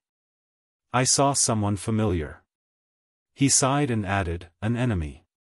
It was his former student who had later betrayed the Abraham family with Traveler Belaya and nearly wiped out the upper echelons of the Abraham family. According to what Dorian knew, his former student had already joined the Aurora Order and was likely one of the 22 oracles. What did he do? Is he very strong? Furs asked curiously. Dorian fell silent for a few seconds and divulged a little. "Lawrence, Labero, Elisa, and I belong to a particular organization. A few members betrayed it and dealt a heavy blow to it. That was one of the traitors." He didn't mention it as a family, nor did he mention the conflict between bloodline members and the apprentices so as to prevent Furs from getting her feelings involved. How despicable. Furs immediately recalled the kind Mrs. Elisa and the friendly and amiable Mr. Lawrence. "All right, let's not chat about such unhappy matters." Dorian took out a piece of paper that had been folded a few times and handed it to Furs. "Here's the astrologer potion formula. Your digestion of the Trick Master and Apprentice potions has exceeded my expectations. This is the greatest surprise I've had in the past 10 years. I specially joined a circus." Furs didn't hide the fact, and she even felt that it was worth flaunting.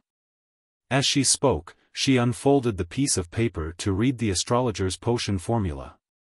At this moment, Dorian nodded in relief. "I'm very sorry. Due to the previous losses, I'm unable to provide you with the main ingredients of the astrologer potion. Just treat it as a final test. However, I have prepared a gift for you." As he spoke, he took out a palm-sized notebook from his inner left pocket. Its cover looked hard, and it was entirely bronze green in color. It looked rather ancient. The notebook was comprised of 3 types of paper. The yellow type of parchment had the fewest pages, while another was a yellowish-brown goatskin of about 10 pages, while the rest was ordinary white paper. On the cover there were the words written in ancient Faisak: "I came, I saw, I record." Furs's gaze moved away from the astrologer potion formula and onto the notebook. She recognized it to be the item left behind by Mr. Lawrence. It was the item she had specially traveled all the way to Pritz Harbor to hand to her teacher. Dorian smiled. "I believe you are no stranger to it." After Furs nodded, he sighed. "This is a rather potent mystical item. It can be ranked in the top 5 among all the similar items I've seen. This doesn't mean that it's more impressive than the ones ranked after it, but it's simply because the negative effects are the easiest to resolve. When the two are put together, it makes it worth a lot." "What is its name? What negative side effects does it have?" Furs couldn't disguise her excitement and agitation. Dorian caressed the notebook's cover and said, "It's called Leymano's Travels, but we prefer calling it Leymano's Spellbook. While this spellbook will expose you to more kinds of Beyonder powers, it can also allow you to record them. It will be materialized onto a particular page for long-term storage. You can use it at any time, but remember, the corresponding page will become blank again with each use, awaiting your next record." It sounds amazing. Furs felt as though she was dreaming. I can record any Beyonder powers I see and use them once. Isn't this another kind of shepherd? The shepherd mentioned by Little Sun. Yes, it's only limited to a single prepared battle. I wonder if I can record the Beyonder powers of a demigod. If it's possible, in a prepared battle, I'll be even stronger than a shepherd. Dorian seemed to read her mind as he explained in detail. It can be said so. It corresponds to a sequence 6 scribe of the apprentice pathway. It's not guaranteed that a Beyonder power that is higher than this sequence can be recorded. There's a chance of failure. The greater the gap, the greater the chance of failure. Furthermore, the effects will be halved. According to the experience of past users, while chances of success against a sequence 5's Beyonder powers is considerably high, once it reaches sequence 4, which is the level of a demigod, it becomes relatively difficult. There might not be a single instance of success within 10 attempts. And I believe no demigod will cast it again and again for you. If it's an enemy, they would have killed you 10 times over. Do you see these? The yellow parchment is specifically used to record Beyonder powers with godhood. There are a total of 3 pages, which is to say that even if you are very lucky, all you can record is 3 demigod Beyonder powers, and you can only use them each once. Although it appears to have many restrictions, making it impossible to fully produce the traveling notebooks it isn't an obstacle for 2 types of people. One of them is a lucky person, while the other is someone with a large organization or faction backing them, the kind which has a demigod helping. Furs instantly thought of seeking Mr. Fool's help to display his powers so that she could record them. However, she immediately found it sacrilegious as she hurriedly apologized inwardly. Following that, she sincerely hoped that the supposedly strongest hermit in the Tarot Club would quickly become a demigod. Dorian noticed that Furz's thoughts were going astray as he continued, "The pages like goatskin can record the Beyonder powers of a sequence 5 or 6. There are a total of 10 pages, and the effects would be more than half of the original, roughly 70 to 80%. The remaining pages record Beyonder powers below sequence 6. There are a total of 25 pages, and the effects are almost equal to the original, but they are still slightly inferior. Due to some developments in the past, the spellbook still has 5 pages with Beyonder powers left. The rest are blank. You can test them for yourself." Dorian paused before saying with a solemn expression, "Before giving it to you, I have to seriously warn you that it has negative effects. After using it each time, it will make you get lost, and it's the kind that causes you to encounter danger. You have to draw a bit of your blood to smear it on the cover evenly to reduce the effects. Remember, don't underestimate getting lost. You must resolve it as quickly as possible." "Yes, teacher," Furs replied seriously. Dorian then handed Leymano's Travels to Furs. "This is my gift. Teacher is really nice." Furs pursed her lips and asked, "What's the name of that student who betrayed you? What does he look like? If there's a chance, I wish to seek vengeance on him for both you and Mr. Lawrence." "No, don't think about it. You are much weaker than him. Back when he betrayed us, he was already a scribe. Now, he might even be a traveler," Dorian said solemnly. "However, you do need to remember him and avoid him. His name is Louis Veen. I'll draw a picture of him later." "All right." Furs nodded. On the future, in the pirates' dining hall. Klein met Katlia, who was exiting just as he walked in. The lady was no longer as pale as the previous night. With a pair of thick glasses, she calmly said, "Make your preparations. We will be arriving in those waters in a while." "That fast? How far exactly did we fly last night?" Klein was taken aback. Chapter 647, Sea of Ruins. Although Gehrman Sparrow didn't show it on his face, Katlia seemed to notice the surprise in him. She simply explained, "It's a kind of flight that makes it impossible for the death announcer to continue its pursuit." Just as she said that, she discovered that Gehrman Sparrow had completely changed his attire. He wore a round-neck shirt, a brown jacket, pantaloons with a dark-colored cap. He didn't look like an adventurer and instead resembled a native of the City of Generosity, Byam. According to Nina, his clothes were drenched by a huge wave last night.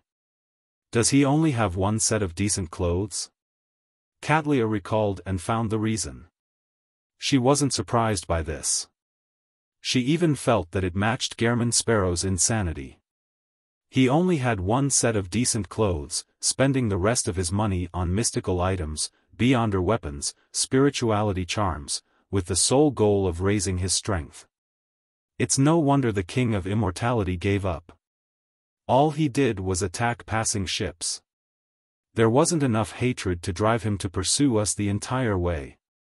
Yes, in front of the four kings, senior pirate admirals still have a chance to escape to a certain degree. Almost arriving. Man, I haven't completed my digestion. However, acting as the crazy adventurer yesterday seemed rather effective. The crew of the future gave a very spontaneous and warm response towards it. I should completely digest it in 2 to 3 days. And even if we entered the dangerous waters, finding mermaids wouldn't be that simple. I should have enough time. Klein nodded and suppressed his urge to ask. He planned on passing by Admiral of Stars and head to his usual spot to have breakfast. At this moment, he saw a pirate who was carrying a blue fish which was alive and kicking rush in. He went straight for a corner. Seated there was the second mate of the future, Heath Doyle. His face was nearly transparent from the paleness, and his nose bridge was rather unharmonious. Pa! The fish, which was nearly a meter long, was placed in front of Bloodless. Heath Doyle extended his hands and pressed down on the fish. He bent his body bit by bit as he inched his head downwards, plastering his face to the scales as though he was kissing it. Suddenly, the fish stiffened and, like wax meeting fire, melted rapidly and turned into a disgusting pool of flesh and blood. The flesh and blood surged into Heath Doyle's mouth like liquid as they covered his skin. Amidst the horrendous sight of the squirming, the fish and all the bones, flesh, and blood vanished. Nothing was left behind as Heath Doyle's face appeared very clean. All that was left was the bright red color on his lips like a blooming rose. Rose Bishop. The name of the sequence surfaced in Klein's mind. Katlia, who was beside him, also saw the scene as she nudged her glasses. Every Rose Bishop needs to replenish themselves with enough blood and flesh. That way, they can fully showcase their beyonder powers and not lose control after being injured as a result of an intense battle. Her lips curled slightly as she added, however, the lunatics from the Aurora Order have an inclination towards human flesh and blood. Actually, substitutes would work fine. From the looks of it, this Bloodless with a bounty of 7,600 pounds is really lucky. On the one hand, he's lucky to achieve Sequence 6 at once without any abnormalities or losing control. On the other hand, joining Admiral of Stars' pirate crew is another. Without the secret knowledge that this lady who is being pursued by knowledge possesses, he might have turned into a monster that desires human flesh and blood sooner or later, even if he didn't listen to the true creator's voice. Klein sighed silently. He was increasingly convinced that the secret suppliant pathway, which was also the shepherd pathway, was the beyonder pathway which was the easiest to lose control and turn mad. Nothing came close, even the abyss pathway, which represented evil, was slightly lacking. Klein retracted his gaze, and just as he was about to take a step forward, the entire ship jolted. In an instant, the scene ahead of the future naturally surfaced in Klein's mind. The blue sea was being separated by a gigantic crack as infinite amounts of seawater plummeted down into bottomless darkness like a waterfall. This scene was magnificent and mystical. It made one suspect if they weren't on Earth. Whoosh! The future wasn't able to stop in time as it rushed to the edge and quickly plummeted. Bang! Bang! Bang! All the pirates in the dining hall flew up and slammed into the ceiling. Toast, white bread, butter, margarine, beer, and roasted fish flew around at random without settling down. Klein also lost his balance as he couldn't help but be thrown towards the ceiling. He extended his palm in time and pressed upwards, quickly adjusting his posture like an acrobatic act, allowing him to look less pathetic. Not far away, Nina showcased her stunning balance. With the help of the ceiling, she maintained her posture. Perhaps intentionally or unintentionally, she extended her feet and kicked Frank to send the poison expert flying diagonally to a beer barrel, drenching him with pale yellow liquid. At this moment, the most casual and unfazed person was Katlia. Stars swirled around her as the resplendence beneath her feet coagulated, causing her to float in midair. She wasn't affected by the sudden dip. Apart from her, Bloodless was the least pathetic. At some point in time, this Rose Bishop had blended into the shadows and disappeared. With the future about to plummet into the bottomless crevice, a plume of water surged up suddenly. It held up the ship and threw it high into the air and towards the other edge. After momentarily floating in the air, Klein believed that the future had landed stably on the surface of the sea. Once again, the charm from the sea god domain, which he held tightly in his right hand, wasn't used. At that moment, the sunlight outside the window shone inside, illuminating the mess inside the dining hall. Klein, who had long regained his balance, briskly walked to the window and saw that the endless sea seemed to be burning with golden flames. It appeared to have been noon the entire time. It was only morning moments ago. Klein looked up and narrowed his eyes to see that the sky was filled with sunlight.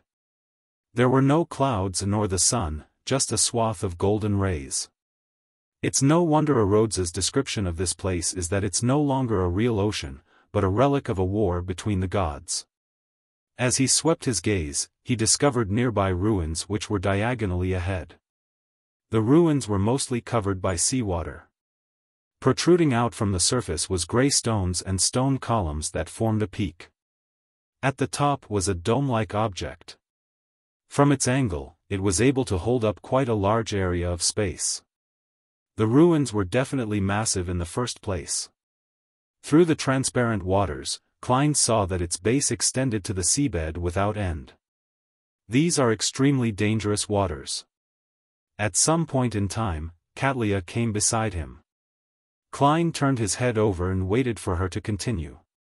Katlia's gaze was cast forward as she said somewhat wistfully, "I haven't been here many times. Furthermore, all my visits happened a long time ago. My and not our.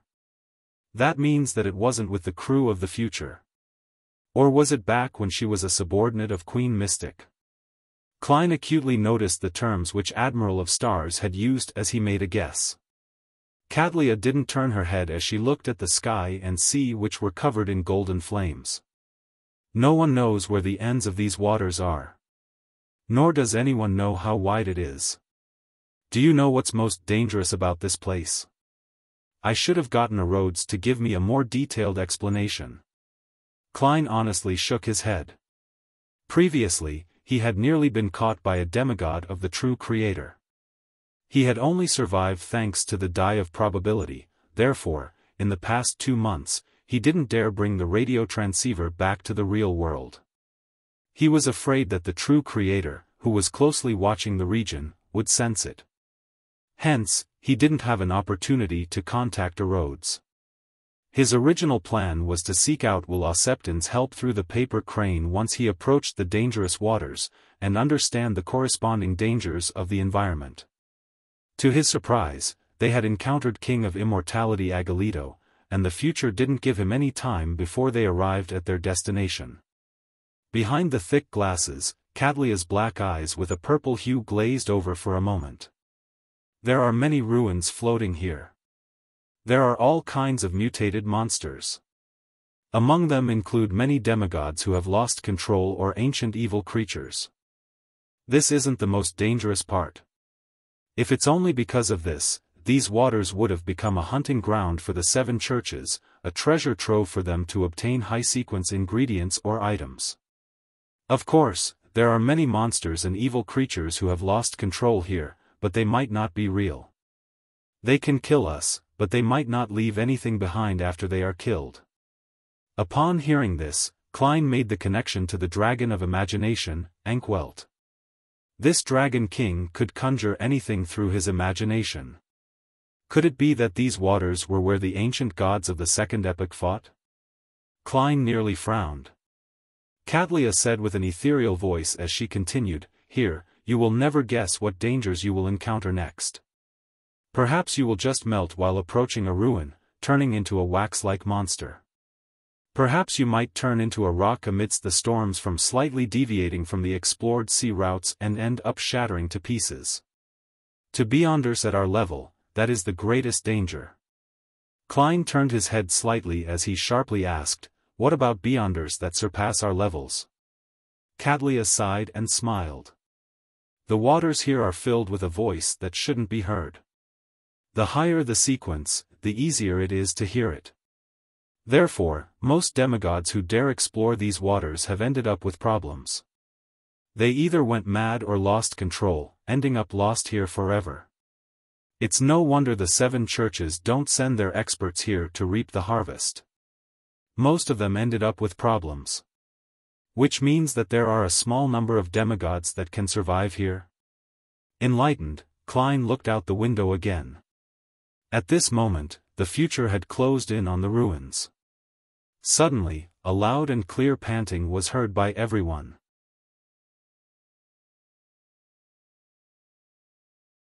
Chapter 648, Noon and Night Whoosh. Gasp! The loud panting sounds entered Klein's ears in a slow and rhythmic manner. It left a chill running down his spine as he felt an inexplicable sense of horror, but he didn't feel any dangerous foreboding. It wasn't only him. Catlia, Frank Lee, and the other pirates also heard the panting sounds. They either turned their heads, looked outside, raised their weapons, or were on high alert, showcasing their rich experience. After trying to discern the source, Klein discovered that the intense panting stemmed from the ruin ahead of them. It originated from a spot between the peak made of stones and stone columns.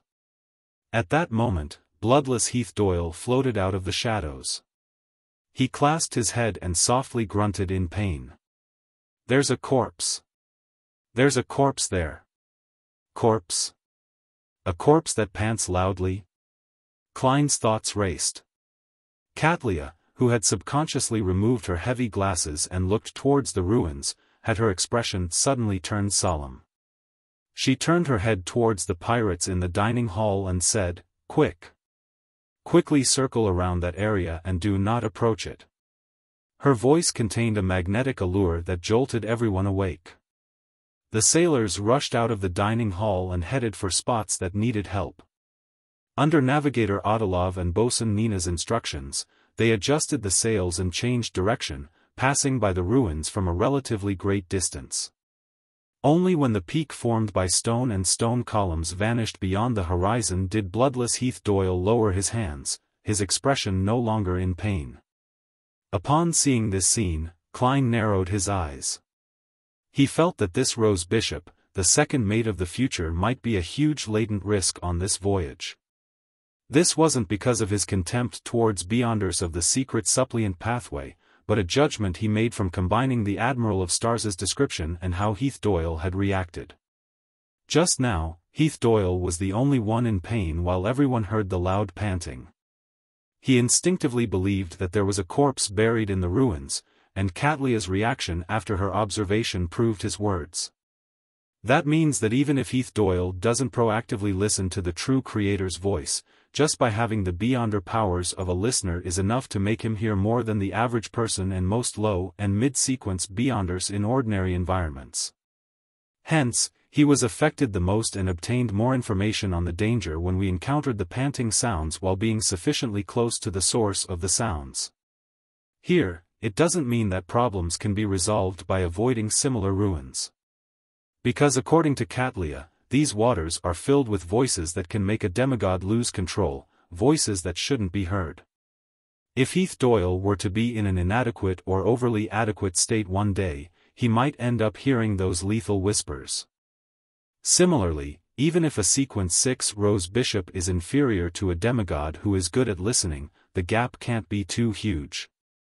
In terms of the die of probability, just 2 points, not 1 point, is enough to have Heath Doyle hear voices he shouldn't hear to go mad or lose control. I have to warn Ma'am Hermit even though she should have long figured this out and made the corresponding preparations. Klein retracted his gaze and heard his stomach groan softly. He had yet to have breakfast. At this moment, beer was splashed across the floor. Butter had been splattered everywhere. All kinds of food, roasted fish, toast, white bread, were strewn across the floor or hanging off of something. All of them had become somewhat dirty. It should still be edible by peeling off the outer layer. Klein looked at a piece of bread that was leaning on a table leg, in a dilemma on his course of action. This was at odds with Gehrman Sparrow's persona. When he decided to wait for lunch, Catlia instructed the chef, prepare breakfast for the rest once more. Leave this to Frank. Perhaps he has uses for it. For the rearing of monsters? Klein lampooned inwardly. After a while, he finally had breakfast which wasn't as sumptuous as before. It was a smoked pork sausage and 2 utterly burnt toast, as well as a cup of unsedated light beer that was treated as water. Due to them traveling through very dangerous waters with the possibilities of mishaps happening at every turn, Klein showcased his eating skills from back when he was studying in college. He only spent 1 to 2 minutes to finish the breakfast just like he did back in his college's mess hall. He left the pirates' dining hall and came to the deck. He was having an after-meal stroll while also observing his environment. At that moment, the sea still appeared as though it was illuminated by a midday sun as it was colored gold. Klein stopped and looked into the distance and saw a point of light ahead expanding. Under the sun's illumination, the point of light was producing coruscating, multicolored lusters due to the refraction. It was like a gigantic and transparent gem. As the future continued forging ahead, the point of light gradually revealed itself. It first parted before becoming clear. It was comprised of 4 gigantic columns made of pure diamond. They were like legendary columns that held up the sea. They extended downwards and stably stood there, holding up a sizable floating island. Above the floating island, the soil was charred black without any hint of greenery. In its depths, the lights had such an abnormal brightness that it outshone the midday sky. Suddenly, there was a long screech that was emitted from the island. It was loud and unrestrained, but it gave people a hair-raising sense of danger. Before long, Klein heard the galloping sounds of horses as he saw 2 steeds that seemed to be tempered from gold rush out of the floating island. Behind it was a beautiful chariot which was similarly made from gold. At this moment, Catlia's voice was amplified as she hurriedly had it resound in every corner of the future. Look down. Don't look at it. Klein was never one to put on a brave front. He subconsciously lowered his head upon hearing those words and looked at his leather boots. He noticed that the sunlight which illuminated the deck was becoming brighter before it dimmed and was rapidly restored to its former brilliance. It's all right now. Catlia's voice sounded in the ship again without any obvious emotional fluctuations. Only then did Klein look up. He discovered that the 2 steeds tempered from gold and the beautiful chariot they pulled behind it had vanished. The diamond pillar silently supported the floating island as resplendent glows swirled around it. What a huge diamond! What a strange floating island! What would happen if I hadn't lowered my head and had watched the golden chariot charge forward? Klein looked around as he suddenly frowned. A pirate who stood about 7 to 8 meters away from him had already vanished. Standing there were 2 pitch-black footprints. Looking at the ashes floating in midair, Klein vaguely knew the outcome of not lowering his head. Thankfully, Admiral of Stars has been here a few times in the past. She knows what to avoid and when to bow her head. If I had hired Mr. Hanged Man, even if he was the one steering the ghost ship, we might have already been wiped out by now. No, if the future hadn't arrived at its destination ahead of time without giving me any time to prepare, I would have long sought out Septon's advice. A magician never performs unprepared. Besides, if I had hired Mr. Hanged Man, I definitely would have purchased the relevant information from Ma'am Hermit. Klein first sighed before recovering his calm. He didn't suggest visiting the floating island to explore it. He left the future to pass it by and head forward. In the rest of the time, the sea was like the outer world. There were only the undulating waves, the vastness, silence, and endlessness. Klein occasionally saw fire embers floating on the surface of the sea, but he didn't find any signs of marine creatures, including mermaids. Time ticked by, and lunch was soon underway. Just as Klein was about to leave the deck for the dining hall, he suddenly realized that his surroundings had darkened. The sky, which had remained in a midday state, no longer had any sunlight as it was covered in rich darkness. This change was so sudden and fast that Klein's first reaction was to wonder who had switched off the lights. Silently, the future was covered in a layer of resplendent stars that illuminated paths in every direction. Catlia's voice that contained a magnetic allure was once again magnified as it resounded in everyone's ears. Return to your room or find any corner you can and make yourself fall asleep. Then, wait until you wake up naturally. Puzzled, Frank Lee asked loudly, "What will happen if I don't sleep?" At that moment, his voice boomed like a speaking bear. Catlia stood behind the window of the captain's cabin and said, "When we wake up, we will find you gone, never to be found again." The night here is that terrifying? Klein was curious, but he had no thoughts of attempting to stay awake. He returned to his room, and using the starlight which hadn't been extinguished on the future, he unfolded a paper crane and picked up a pencil to quickly write, what should be taken note of when traveling to the dangerous waters on the easternmost front of the Sonia Sea. Where can I find mermaids there? Putting down the pencil, he folded the crane. Without taking off his coat, he lay in bed and, with the help of cogitation, quickly fell asleep. In a hazy world, he suddenly jolted awake, clearly knowing that he was dreaming. No one is infiltrating it. Klein surveyed his surroundings and found himself on a mountaintop. Behind him and to his sides were black, cloister-like buildings. Ahead of him was a withered tree and a protruding boulder. On top of the boulder, Catlia sat alone. She hugged her knees and leaned her body forward as she stared at the mountain opposite them. She was still dressed in the black classical robe that exuded an air of mystery. Her expression wore an indescribable look of confusion. At that moment, she didn't move at all, it was as though she was a stone sculpture. Why is she in my dream? Klein took a few steps forward and leaped onto a boulder. Before he could ask, he was stunned by the vast scene before his eyes. It was a feeling that struck a blow to his body and soul. In front of the boulder was a bottomless cliff, and across the cliff was a mountain which was covered with countless palaces, spires, and majestic city walls.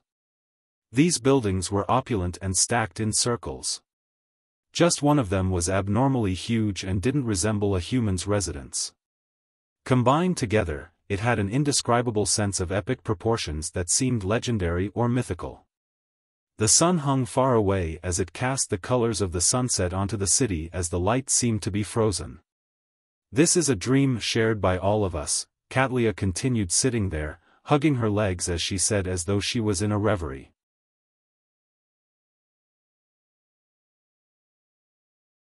Chapter 649, Black Cloister, a dream shared by everyone? Klein repeated Catlia's words inwardly as he slowly realized the situation he was in. Nighttime in these dangerous waters would connect the dreams of all living creatures. And any creature that didn't sleep would lack the necessary protection, as their soul bodies weren't in the dream. As such, they would suffer an unknown attack.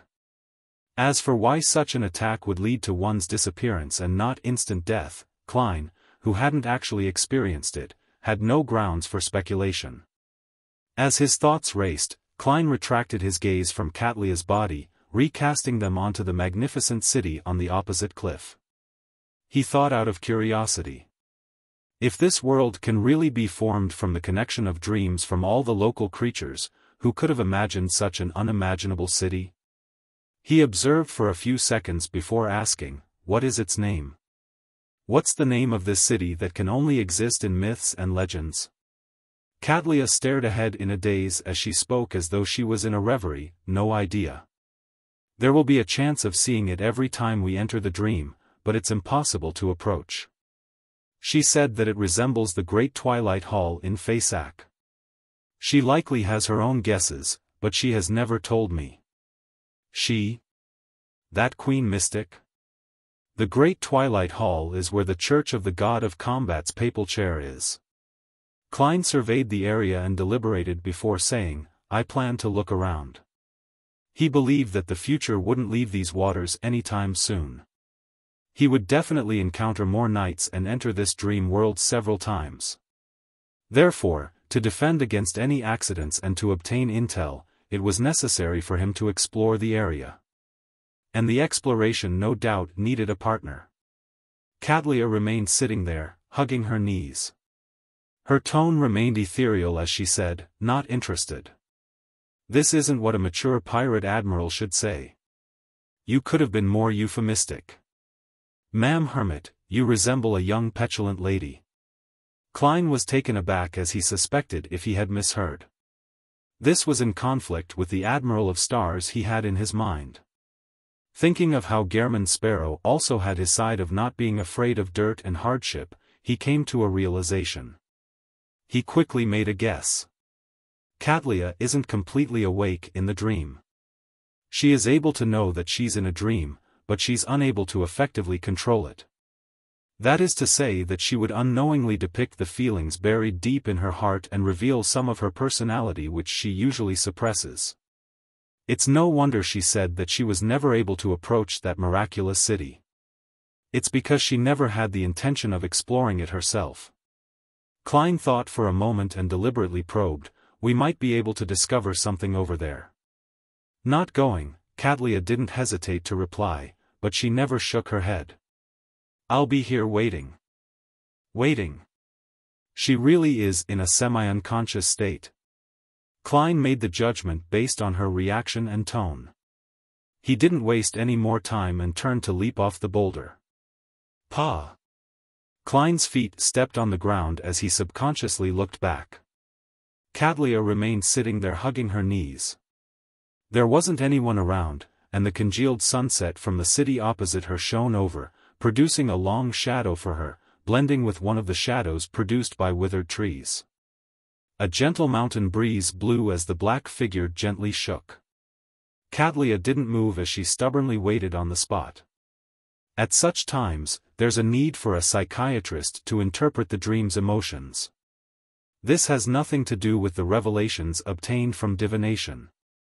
Klein curled his lips and surveyed his surroundings to seek a direction in which to explore. He discovered that regardless of the direction he took, he would end up at the black buildings formed from the cloisters. There was a towering wall that isolated it from the cliff. No matter how the exploration was made, one had to pass by the cloister unless once jumped down the cliff. Since there was no other choice, Klein went directly to the pitch-black door of the cloister. The door was nearly 10 meters tall, and it didn't look like it was prepared for human use. Klein sized it up for a few seconds, took a deep breath, and extended his hands to push at the ends of the door. A creaking sound followed. The door's weight far exceeded Klein's imagination. His muscles bulged as his face flushed red. Yet, he was only able to move the door by a tiny bit without being able to push it open. Thankfully, it's only a dream. As long as there's reason to believe, I can raise my strength without truly activating creeping hunger. Klein exhaled and made his left glove be tainted with a paleness. In the midst of dark green sparkles, he obtained the strength of a zombie. His arm turned thicker as his legs swelled. Screech! A deep grinding sound boomed as the door slowly opened to reveal its interior. The two dark spires and the black buildings were connected by covered bridges as they surrounded a vast grayish rock square. There were plenty of holes in the square. Embedded in them were huge arrows. There were flaming stacks in various spots as if they had previously encountered an attack. Klein passed through the cave's entrance and entered the square. Unsurprisingly, he saw Frank Lee, Nina, Adolov, and company there. This is their dream? It doesn't seem so. Or should it be said that everyone's dream is limited to themselves? They will then be randomly placed somewhere in this world? Klein guessed without confidence. Frank Lee was the closest to him. He was holding a shovel and digging at some rubble. Beside him were the white bread, toast, and roasted fish which had previously fallen to the floor. He plans on using them as fertilizer? He's planting things even in his dreams. Klein went over and casually asked, "What are you doing?" Frank didn't stop, but he revealed a smile. "I'm cultivating some little things. They need to sleep in the soil for some time before they can grow big and proliferate." "What's their use?" Klein asked, both worried and curious. Frank beamed and said, "They're a crossbreed of fungus. It can make bulls produce milk. This way, we can obtain more milk, allowing more people to drink good milk." "Spare those bulls." Klein's face twitched as he asked, "Will it succeed?" "There's no problems with the effects, but I'm very worried that they can't reproduce," Frank said with a frown. "May death forever favor them." Klein prayed as he walked past Frank Lee and headed for the black building's entrance across the square.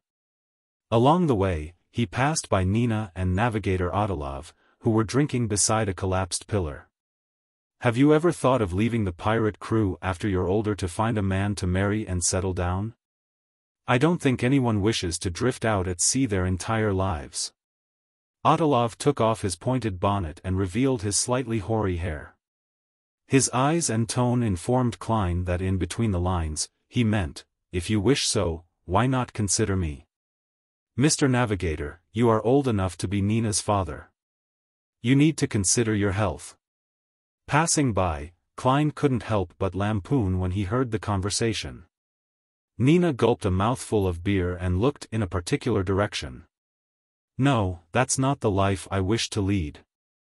Before joining you, I once attempted to settle down in the east coast of Faysac and not be a pirate again, but I was unable to bear with the boredom.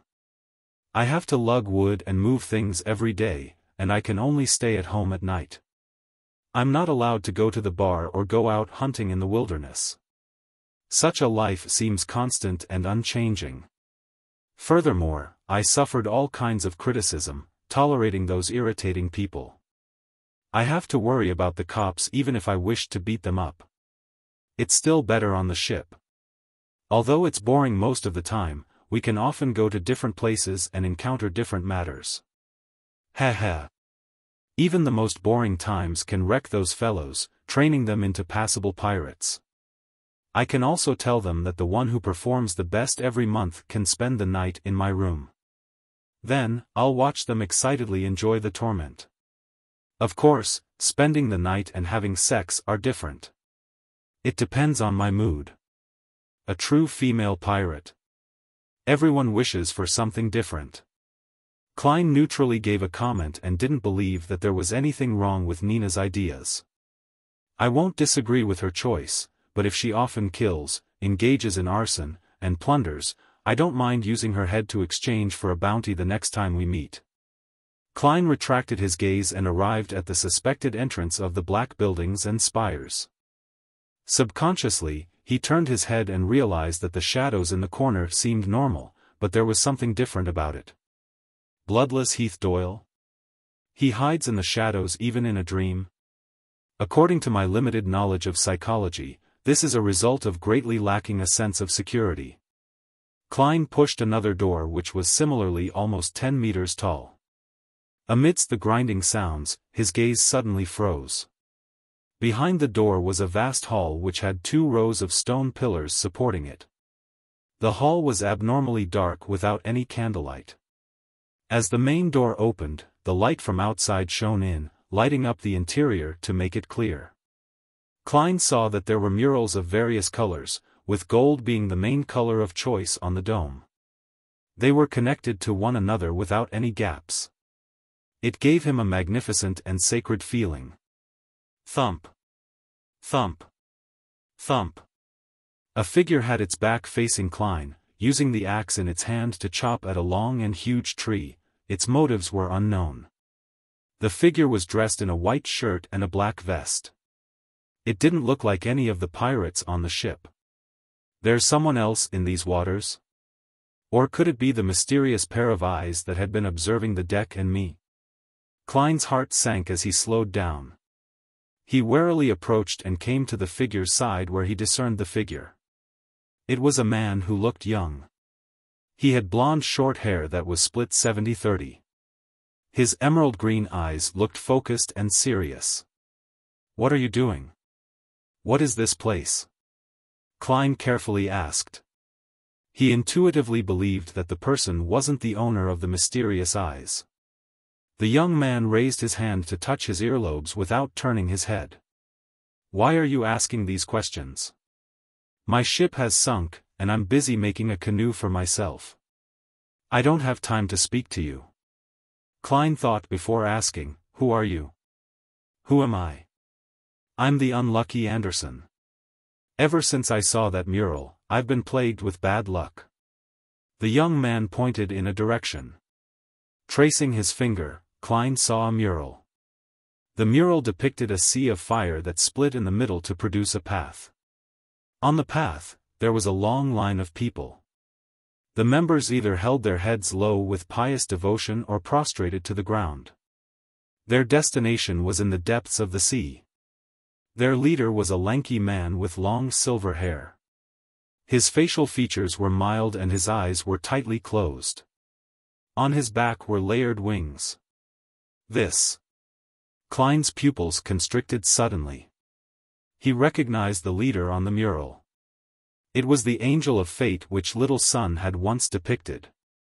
It was the tail devourer, Ouroboros.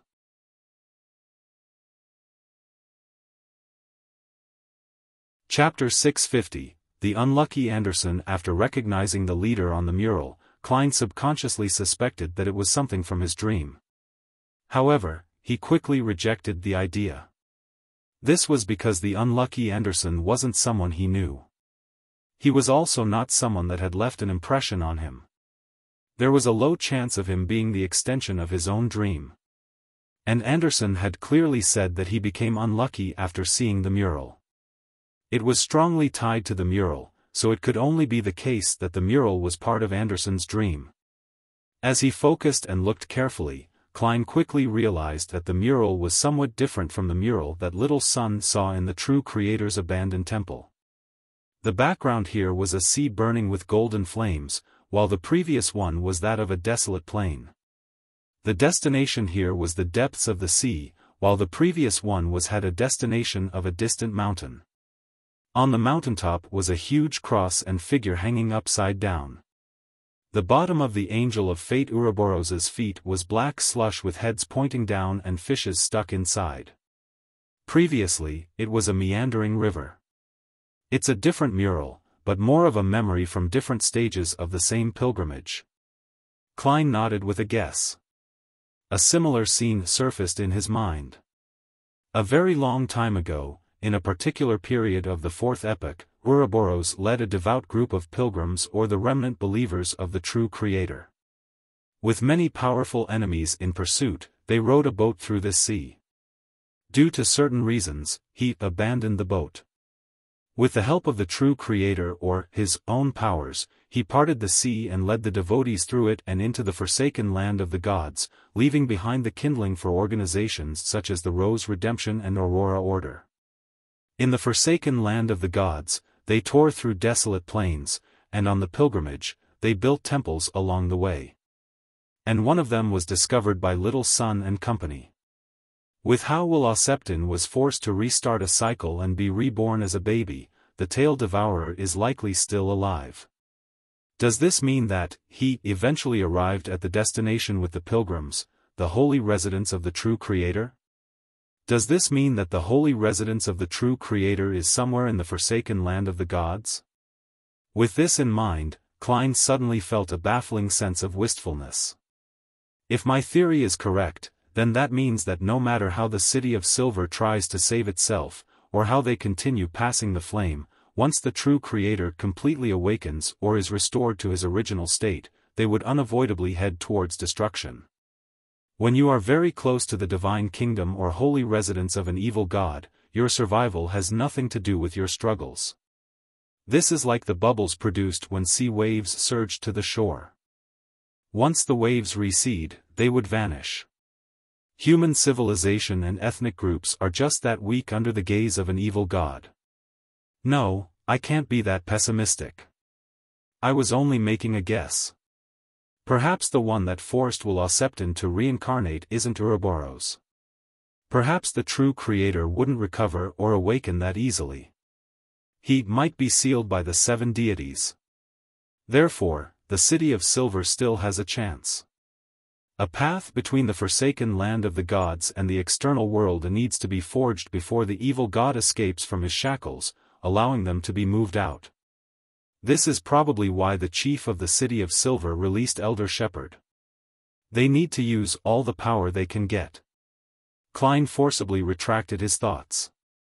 He suddenly felt somewhat worried, afraid that his arrival was enough for him to be stuck in an endless cycle of fate created by the Tail Devourer.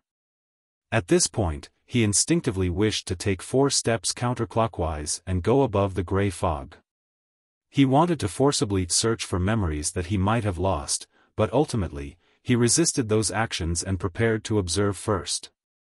From his interpretation of the symbols, there were no repeating rivers. There was only a black slush with fish embedded inside. It didn't mean the existence of a circle of fate, only the lingering of bad luck. This was identical to what Anderson said. As a king of angels, Ouroboros definitely has more than a cycle of fate. Different temples have different murals, and them using different powers is completely logical. Besides, this is a dream. Besides, even if I didn't do anything and really am stuck in a repeated cycle, making me repeatedly converse with the Admiral of Stars, to the point of making my observations, the problem will be resolved once Monday comes. The Tarot Club will definitely not be held. Miss Justice and the others will definitely feel puzzled as they make a prayer, and I'll use it to regain my memories. Klein instantly felt confident as the chaos and tension in his heart was buried instead of disappearing. He looked up ahead and discovered that the hall went further in. There was no end to it, and there was light shining inside. However, it was restricted to the entrance. The other areas were dark and only became darker the deeper it was. All that could be seen were the wooden doors on both sides, their destinations were unknown. Upon seeing this dark and creepy scene, Klein's desire to continue exploring was minimized. To encounter a mural left behind by a king of angels here, who knows what will happen if I delve deeper or enter some room. The fear of the unknown was an extremely ancient feeling. A premonition of danger with unknown origins had brought about a strong terror towards the unknown. Klein observed himself for a few seconds before he stopped proceeding forward. He turned towards Anderson, who was chopping the gigantic tree. "Why are you here?" Anderson looked up and scoffed. "I'm a treasure hunter." "So tell me, why would I be here?" "Treasure hunter." Klein casually asked, "There's treasure here?" Anderson continued busying himself with the creation of the so-called canoe. His voice suddenly turned deep. "There are treasures everywhere in these waters. As long as you obtain it successfully and leave alive." "That's true. But the problem is that it's very dangerous if one isn't a demigod, but it's even more dangerous for a demigod to be here. Klein looked into the hull's depths and asked, "Do you know where this place is?" Anderson traced his gaze and said, "I don't know. At least a third of my companions formed a team and headed in to explore. But they never returned." "Are you referring to the real world or the dream world?" Klein asked with a clear line of thought. Bang! After the axe landed, Anderson laughed. "Of course it's in the real world. The ones that proceeded to explore the dream are the other third of my companions. They similarly didn't return." Klein inhaled as he thought. "Where are their bodies in the real world?" "They have mutated into monsters. They killed off quite a number of my companions." Anderson raised his axe and cleaved down. Clang! Amidst a crisp sound, his axe broke into two. As the crack was towards the back, the fragment immediately shot at him. Anderson's right chest and abdomen immediately bled like a spewing fountain. He held his left hand to his wound and looked up at Klein. Smiling bitterly, he said, "I told you I was plagued with bad luck ever since I saw that mural. Thankfully, this isn't considered too unlucky. At the very least, they didn't destroy my ordinarily handsome face." "Are such descriptive terms supposed to be used that way?" Klein looked at Anderson quickly pull out the fragments from his body as he handled the wound and consumed some medicine. He discovered that Anderson was unfazed, and the skill involved in his actions meant that he had already gotten accustomed to it. Klein had a single hand in his pocket as he played with the coins in it. After some deliberation, he asked, "When your companions began the exploration, were you part of the group that stayed behind to study the mural?" Anderson was taken aback as he inserted his medicine bag into his belt and wiped his mouth. "No, I was part of the group that did the exploration." As he spoke, he grinned and revealed a genial smile. "This." Klein's pupils constricted as he bent his back slightly and raised his left palm. At this moment, blinding sunlight illuminated everything in a dazzling white. Then, it dimmed and vanished. Klein naturally opened his eyes and discovered that the outside had been restored to the midday state. He took out the pocket watch in his inner pocket and opened it. Only half an hour passed. This night is rather short. That unlucky Anderson looked very normal, but who knew that he was that terrifying? Rolling to his feet, Klein suddenly recalled something. Snake of Fate Will Septon had yet to reply to him. As everyone's dream had been pulled into the world without the connection of the spirit world, he was unable to locate me? Or did he sense Ouroboros's aura and didn't dare come close? Or could there be something problematic with these waters to begin with? As his thoughts whirled, Klein decided to verify it. As for how it could be verified, the method was simple. He could sleep again while it was still noon. However, he wasn't in a rush to do so. This was because he wasn't sure if there were any taboos about sleeping in the day. Wearing his cap, Klein came outside the captain's cabin and knocked on the door. After 3 knocks, he retracted his hand and patiently waited. Before long, Katlia opened the door. She no longer looked as lost as she was in the dream. She had worn her heavy glasses once again. "Is sleeping in the day all right?" Klein asked directly. Katlia nodded. "Yes." After answering, she hesitated and asked, "It seems you were very proactive in that dream?" Realizing how much danger lurked in these waters, and thinking about how he would be forced to show some of his abilities, Klein decided to proactively lay the foundations of his future explanations. He looked at Katlia and smiled politely. "Yes. This is a gift bestowed upon me by my lord." "My lord." Under Katlia's thick glasses, her eyes clearly shimmered. In a rare instance, she frowned slightly and eased them without asking any more questions. Klein thought for a moment, then he added, "Be careful of Heath Doyle." Katlia clearly understood what he meant and directly answered, "Don't worry. He has a sealed artifact which has a negative effect of him only being able to hear voices from nearby. That's a smart use of a negative effect. Klein didn't drone on as he took off his hat and bowed before returning to his room. He lay down once again and used cogitation to fall asleep. In the dream world, he woke up and saw the familiar pitch-black plains and black steeple. Phew, it's still possible to connect. Klein heaved a sigh of relief and traveled into the steeple. In the usual place, he saw the scattered tarot cards and the new words.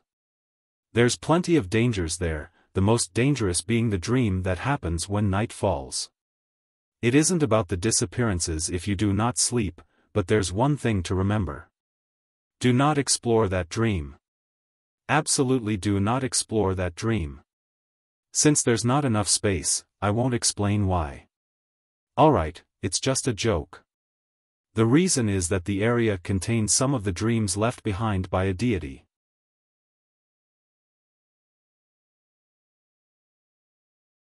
Chapter 651, Meeting Again. Upon seeing Wuxia warning, Klein's first found himself blessed with good luck.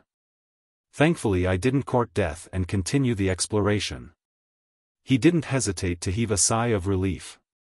Although he had seen the mural related to Ouroboros, as well as the terrifying monster, Anderson, who mutated for some unknown reason, he didn't actually physically get himself into a dangerous situation. I wonder if I'll randomly appear in a region in the next dream, or will it continue from before?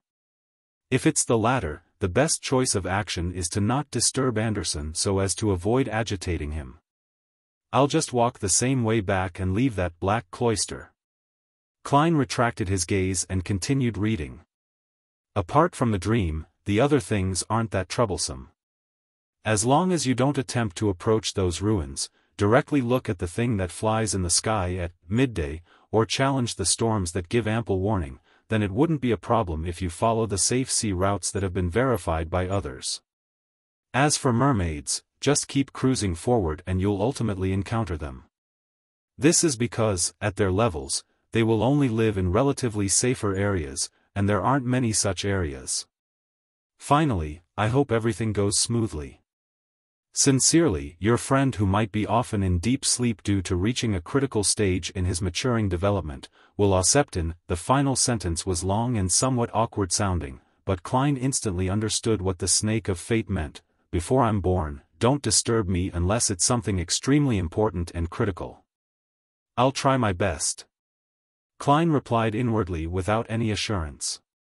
If he successfully advanced, then it might not take long before he had to seek Wuxia's help in finding the sequence 4 potion formula for the seer pathway. Being more confident with finding mermaids, Klein immediately left the dream, wore his hat, and headed for the pirates' dining hall. Due to the dream's disturbance, most of the food had turned cold, but the pirates still had a great time eating. After all, no one died. Since no one died during this mystical encounter, they naturally felt great that they had something to brag about. Do you want a cup of milk? Frank Lee held a plate and sat opposite Klein, asking warmly. Recalling the conversation in the dream, Klein firmly shook his head with a deadpan expression. Inwardly, he was very worried that the milk on the ship were all Frank's experimental products. Frank didn't mind as he gulped a mouthful of milk. I remember telling you about those little things in the dream? Yes. Klein cut through a dragon-bone fish that was cooked in sauce, and he stuffed it into his mouth. This kind of fish was well known for having few bones. Most of the time, it only had one main bone.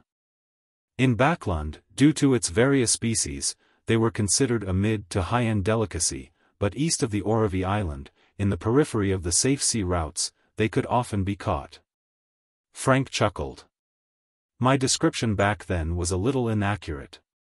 Their true purpose was to successfully produce milk even when they aren't in a state capable of lactation, regardless of whether they are male or female.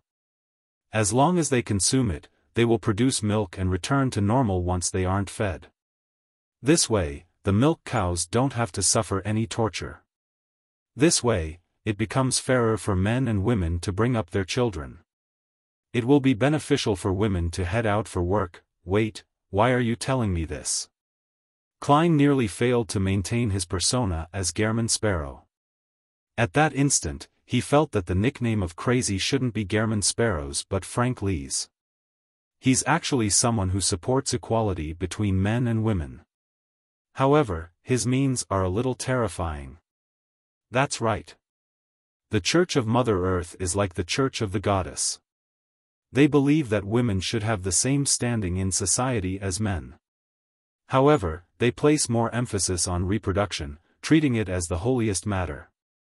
Among the 7 churches, the Church of Storms and the Church of the God of Combat are most biased towards men. The Church of the Sun is next. As for the Church of the God of Knowledge and Wisdom, they are different from the other churches. They discriminate based on intelligence. The Church of Steam is neutral and has even worked with the Church of the Goddess to encourage women to head out for work due to the need for more labor in the development of industry. Klein instantly had the differences between the 7 churches flash past his mind. He looked up and glanced at Frank Lee as though what he had just said was something trivial. This made Frank rather happy as he couldn't help but drink a few more mouthfuls of milk. After the pirates finished their lunch in batches, Katlia pushed open the windows to the captain's cabin once again. Using magic, she amplified her voice. "There's an island 5 nautical miles ahead of us. We will dock there and wait for the storm to pass. In these waters, every time there's a switch from noon to nighttime, there's a possibility of a terrifying storm occurring. I cannot confirm when it will happen, but I believe it's safer for us to wait for it to pass before we continue our voyage." She went into the details a lot more than in the past, as it wasn't a sudden occurrence, and there was plenty of time.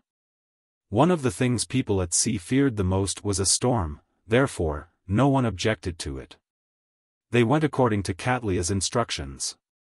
Under Navigator Odolov's and Bosun Nina's guidance, they nervously prepared to dock. And this made Klein confirm one of the matters that Wuxia had mentioned. Do not challenge any signs of a storm. Before long, an island covered with gigantic trees appeared ahead of the future. The more than 100-meter-long sailboat adjusted its course and docked against the wind. More than half an hour passed as the sky suddenly dimmed. Lead-colored clouds surfaced one after another. They overlapped with one another as though they enveloped all the surrounding waters. Amidst a loud boom and blinding flashes of lightning, a hurricane from afar swept over. It was connected to the clouds at the top and to the sea at the bottom. It was more exaggerated than any legendary giant. It was like a gigantic coiling serpent in a bid to destroy the world. The terrifying hurricane brought with it waves that towered like mountains. Lightning that branched out like trees and didn't stop because of the incoming storm. It constantly struck the surface of the sea, splitting into tiny electric bolts that spread outwards. As the rain pattered down on the Future's deck, it made the pirates who had entered the cabin or gotten shelter feel like the apocalypse had arrived. Such a storm didn't last too long. The sea calmed down after about 15 minutes, and the hurricane dissipated. The midday sunlight reigned in the sky once again. You can head onto the island for a while, but don't wander inside. You have to be within the range of the cannons. Katlia gave the pirates a brief chance of reprieve. Klein kept in mind Wuxia's warnings and had no desire to explore the island. After leaving the future, he only walked about on the shore, taking in the feeling of having his feet on solid ground. Beach, sunlight, trees. It feels like a vacation. Klein thought in amusement when he suddenly noticed a rapidly moving black dot through the corner of his eye. It was rushing over from the boundary of a cliff. The black dot increased in size to reveal a human figure. Not far away, Katlia, who was on the sand, also noticed the abnormality. She half turned around and took off the heavy glasses on her nose bridge. The figure with emerald-colored eyes approached. He was wearing a white shirt, a black vest, and trousers. He was of medium build with his blonde hair split 70-30. Anderson. The unlucky Anderson. Klein instantly recognized him. The person was none other than the terrifying Anderson in the dream world. It was the Anderson who said that his companions never returned after they proceeded to explore the hall but had claimed to be a member of the exploration team. At that moment, Anderson raised his right hand. Without any hesitation, as Gehrman Sparrow, Klein took out a charm and chanted a single word in ancient Hermes. Storm. The charm made of tin immediately turned sharp, resembling a thin blade. With the infusion of spirituality, the wind in midair reverberated. With a deadpan expression, Klein threw out the charm in his hand at Anderson. So. Azure sharp blades shot at their target like a lined-up firing squad. Anderson was raising his right hand high with a smile and was about to say something when he heard a deep and mysterious incantation and the scalp-numbing sound of the wind. His gaze froze as he threw himself to the side and somersaulted multiple times in a pathetic manner as if the area before him was scorching metal. So. The wind blades struck the beach, slicing clear slits into the sand, but they were just short of hitting their target. Stop! As Anderson nimbly somersaulted to dodge, he shouted, "I come in peace. I mean no harm." Anderson Hood, Admiral of Stars, suddenly said a name as she raised her hand to stop Gehrman Sparrow, who had taken out a charm. She knows Anderson. Klein didn't rashly chant the charm's incantation as he said in a deep voice, "He has already mutated. I saw him in the dream." He wasn't surprised at meeting the unlucky Anderson. This was because the pirates were all in the same area during the dream. They were all very close to one another, which also meant that Anderson, who wasn't too far away, was also very close to the future. No. Not at all.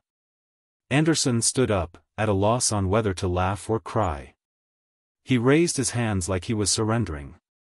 "I recognize you. You asked me many questions. Back then, I wanted to pull a prank on you. Really, it was just a joke to enliven the mood. Don't you think that having the mood suddenly change into one of horror is an exhilarating experience?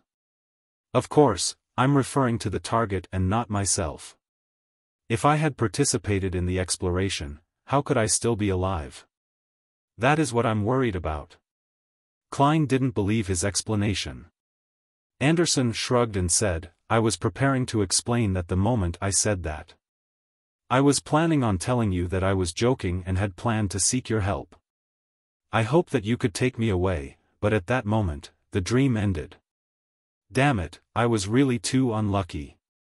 "It does comply with the traits of being unlucky," Klein silently muttered. He planned on flipping a coin right there and then to test him with divination when he suddenly heard Admiral of Stars Catlia say, "Listen to what he has to say. He's very famous in the Fog Sea. He has the nickname Strongest Hunter."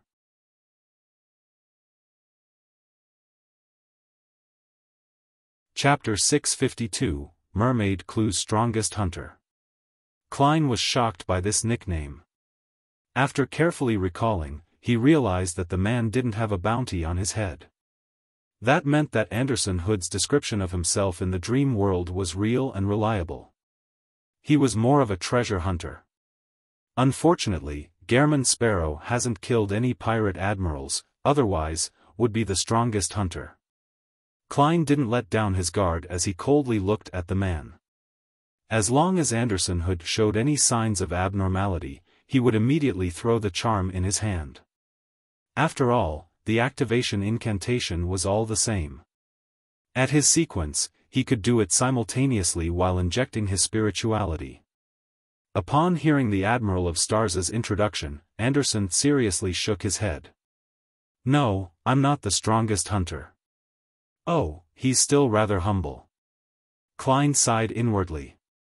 Anderson chuckled and added, "Admiral of Stars, if you really insist, then it's best if you add the condition, below that of a demigod." "Yes, the strongest hunter below that of a demigod. I take back what I just said." The corners of Klein's mouth twitched indiscernibly. Seeing no response from the Admiral of Stars, Anderson naturally lowered his arms. These waters are very dangerous, but it contains many treasures. In this regard, I believe the two of you are very aware. In the past, many adventurers, or more precisely, treasure hunters, have entered these waters to seek our fortuitous encounters, but most of them didn't leave these waters alive.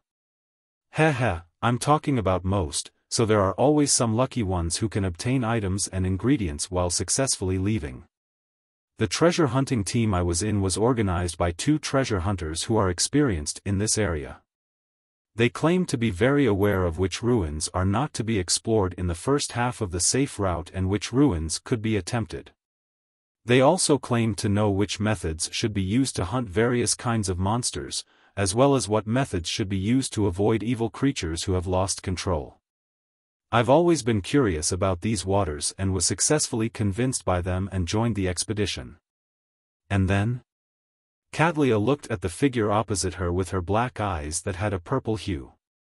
Anderson sighed and said, "It was very smooth in the beginning, as smooth as it can be. We avoided danger and obtained many of the relics left behind by former explorers, and we also hunted some monsters and obtained several ingredients. Everything changed when we discovered a strange temple on a submerged island. There were many murals which remained intact. This gentleman has also seen it in the dream world." He used his chin to gesture at Klein. "That's not important," Klein replied calmly. Anderson shook his head and smiled bitterly. One of the murals was very sinister. It described a pilgrimage proceeding forward amidst a parted sea. The leader of the pilgrimage is depicted as an angel, having long silver hair that reached his back. He had very mild facial features. I was the first to arrive in front of that mural. I reached out my right hand and habitually outlined the various lines in midair. It's true, I really didn't touch it. I was at least 5 centimeters away, but to my surprise, the angel in the mural suddenly opened his eyes. Your nickname as the strongest hunter must have been forced as a result of you attracting too many problems." Klein scoffed silently without any sense of pity. "Silver-haired angel?" Catlia asked in return. "Yes, but I'm not sure which angel it is. At the very least, he hasn't appeared in any of the portraits of the 7 churches. Of course, the mural artist might have casually added it, and it might not be real." Anderson was just about to raise his hand to comb his hair when he discovered that the man wearing a round-neck shirt, a brown jacket, pantaloons with a dark-colored cap was coldly staring at him. It appeared as though any abnormal action would result in the man attacking without hesitation. But at that moment, Klein was thinking about something else. This fellow is very professional when it comes to art. At the very least, the typical person wouldn't be able to know of so many religious portraits. Catlia, who didn't receive an adequate answer, immediately turned her head towards Klein, her gaze filled with an inquisitive look. She had just heard from Anderson Hood that Gehrman Sparrow had seen the mural. Perhaps, this member of the organization that has been gifted by the Lord can recognize the angel. Catlia had an inexplicable feeling that Gehrman Sparrow might really know the answer. Considering how Ma'am Hermit would be able to obtain the answer at the next tarot club from a casual question, Klein didn't hesitate to simply say, "Tail Devourer Ouroboros." Tail Devourer Ouroboros? That angel of fate? That king of angels? Catlia unknowingly pursed her lips as the purple hue in her eyes turned slightly more obvious. The last time she had heard this name was from the tarot club, thanks to Miss Justice. And that was her first time learning of the existence of the kings of angels. She never expected to obtain clues of them in the real world in just a few months. Tail Devourer Ouroboros? Anderson ruminated over the name in a daze. Klein didn't speak further, showing his disinterest in explaining. Seeing how the Admiral of Stars wasn't speaking a word, Anderson could only laugh and continue, "I thought I was hallucinating back then because the mural didn't show any abnormality after that. Following that, our team fractured into 2. Most of them were frightened by my account and believed that they shouldn't continue exploring the temple. The remaining third desired to obtain more treasure and began setting off deeper into the temple. We waited an entire day, noon switched night a total of 3 times, but we didn't manage to see them return. We were all outstanding treasure hunters, so we knew that something must have gone wrong. After making some confirmations, we didn't dare stay any longer or wait. We immediately left the temple and got onto the ship to return the way we came. We had already received plenty, and we didn't wish to take any more risks. Wait, none of you had the intention to save your companions? Yes, a treasure hunting team that is temporarily put together will only bother with themselves and the few friends they are familiar with when they encounter danger. According to my experience, those companions of yours that vanished might be eating the fingers of corpses. Klein lampooned and didn't reprimand Anderson. Anderson sighed again and said, after leaving that temple, I discovered that there was something abnormal about myself. On the one hand, I became very unlucky, with everything I do failing.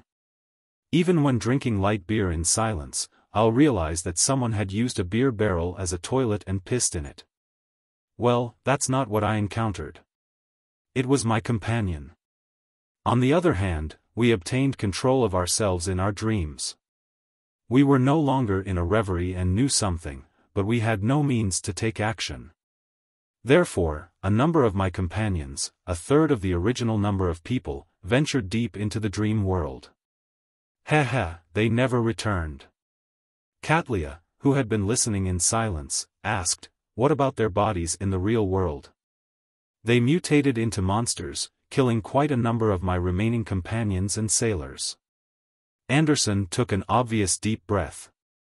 We might have successfully killed those monsters, but due to the lack of sailors, as well as encountering a streak of bad luck, we failed to reach this island in time before the storm arrived. Therefore, our ship sank. Likewise for our loot. The rest of my companions either drowned, got struck by lightning, or got eaten by the underwater monsters. I didn't see all of it myself. As for me, I was relatively stronger and luckier than them. I was sent flying by the waves and successfully swam to the shore of this island and began attempting to create a canoe to leave this area. As you can see, even my final axe has shattered. It was also reflected in the dream. Anderson's final sentences were directed at Klein. They really are a treasure-hunting group plagued with bad luck. Klein inwardly drew the crimson moon for him. He believed that Anderson's description was likely real. His experience didn't seem to be fabricated out of thin air. However, it was unknown if he was hiding something. Perhaps, Anderson had really gone deep into the temple and eaten the fingers of the corpses before coming out, believing that he was fine. Perhaps, he had already explored numerous places in the dream world and had been corrupted by some unknown creature in an inconspicuous manner. After Anderson had finished recounting his experience, he smiled at Katlia and the man who he didn't know the name of. Do I have the honor of being a passenger on your future? I will pay for the fare. He looked as if payment wasn't a problem at all. Katlia once again turned her head to the side towards Klein, as though asking if he would accept. This is to say that you are leaning towards accepting his request. Aren't you going to do any tests? I have to go above the gray fog to divine before I can provide a clear answer. What gives you the confidence? A Beyonder power obtained once a mystery prior reaches sequence 5? Klein figured out a lot of information from Katlia's gaze. Just as he was hesitating, Anderson hurriedly said, I'm very familiar with the route ahead. I can help you avoid the latent dangers on the safe sea route, and I can tell you which ruins aren't to be explored. I can also give you early notice to avoid the singing voices of the mermaids in time. Singing voices of mermaids?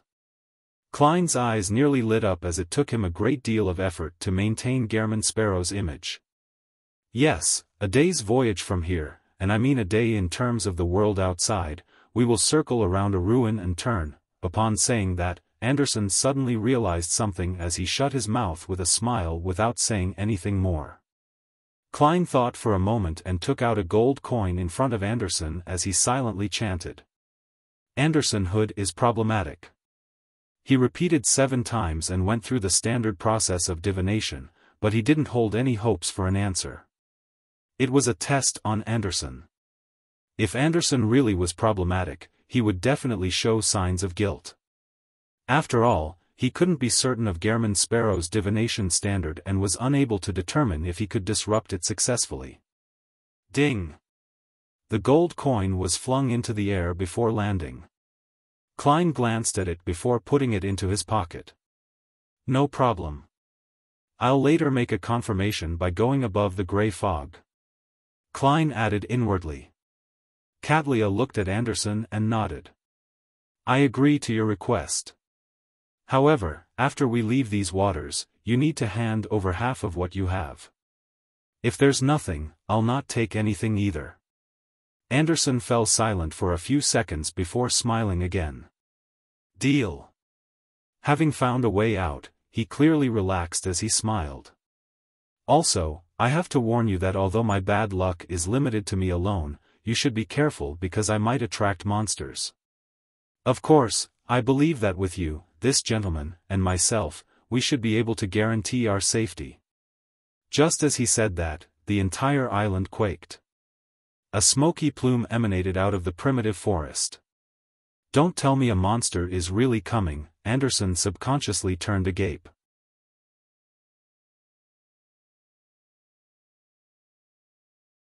Chapter 653, Black-faced, black-handed. The ground trembled slightly as a figure that was nearly 3 meters tall appeared at the boundary of the island's primitive forest.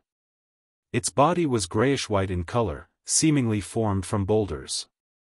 Its face was potholed without any obvious eyes, nose, mouth, or ears.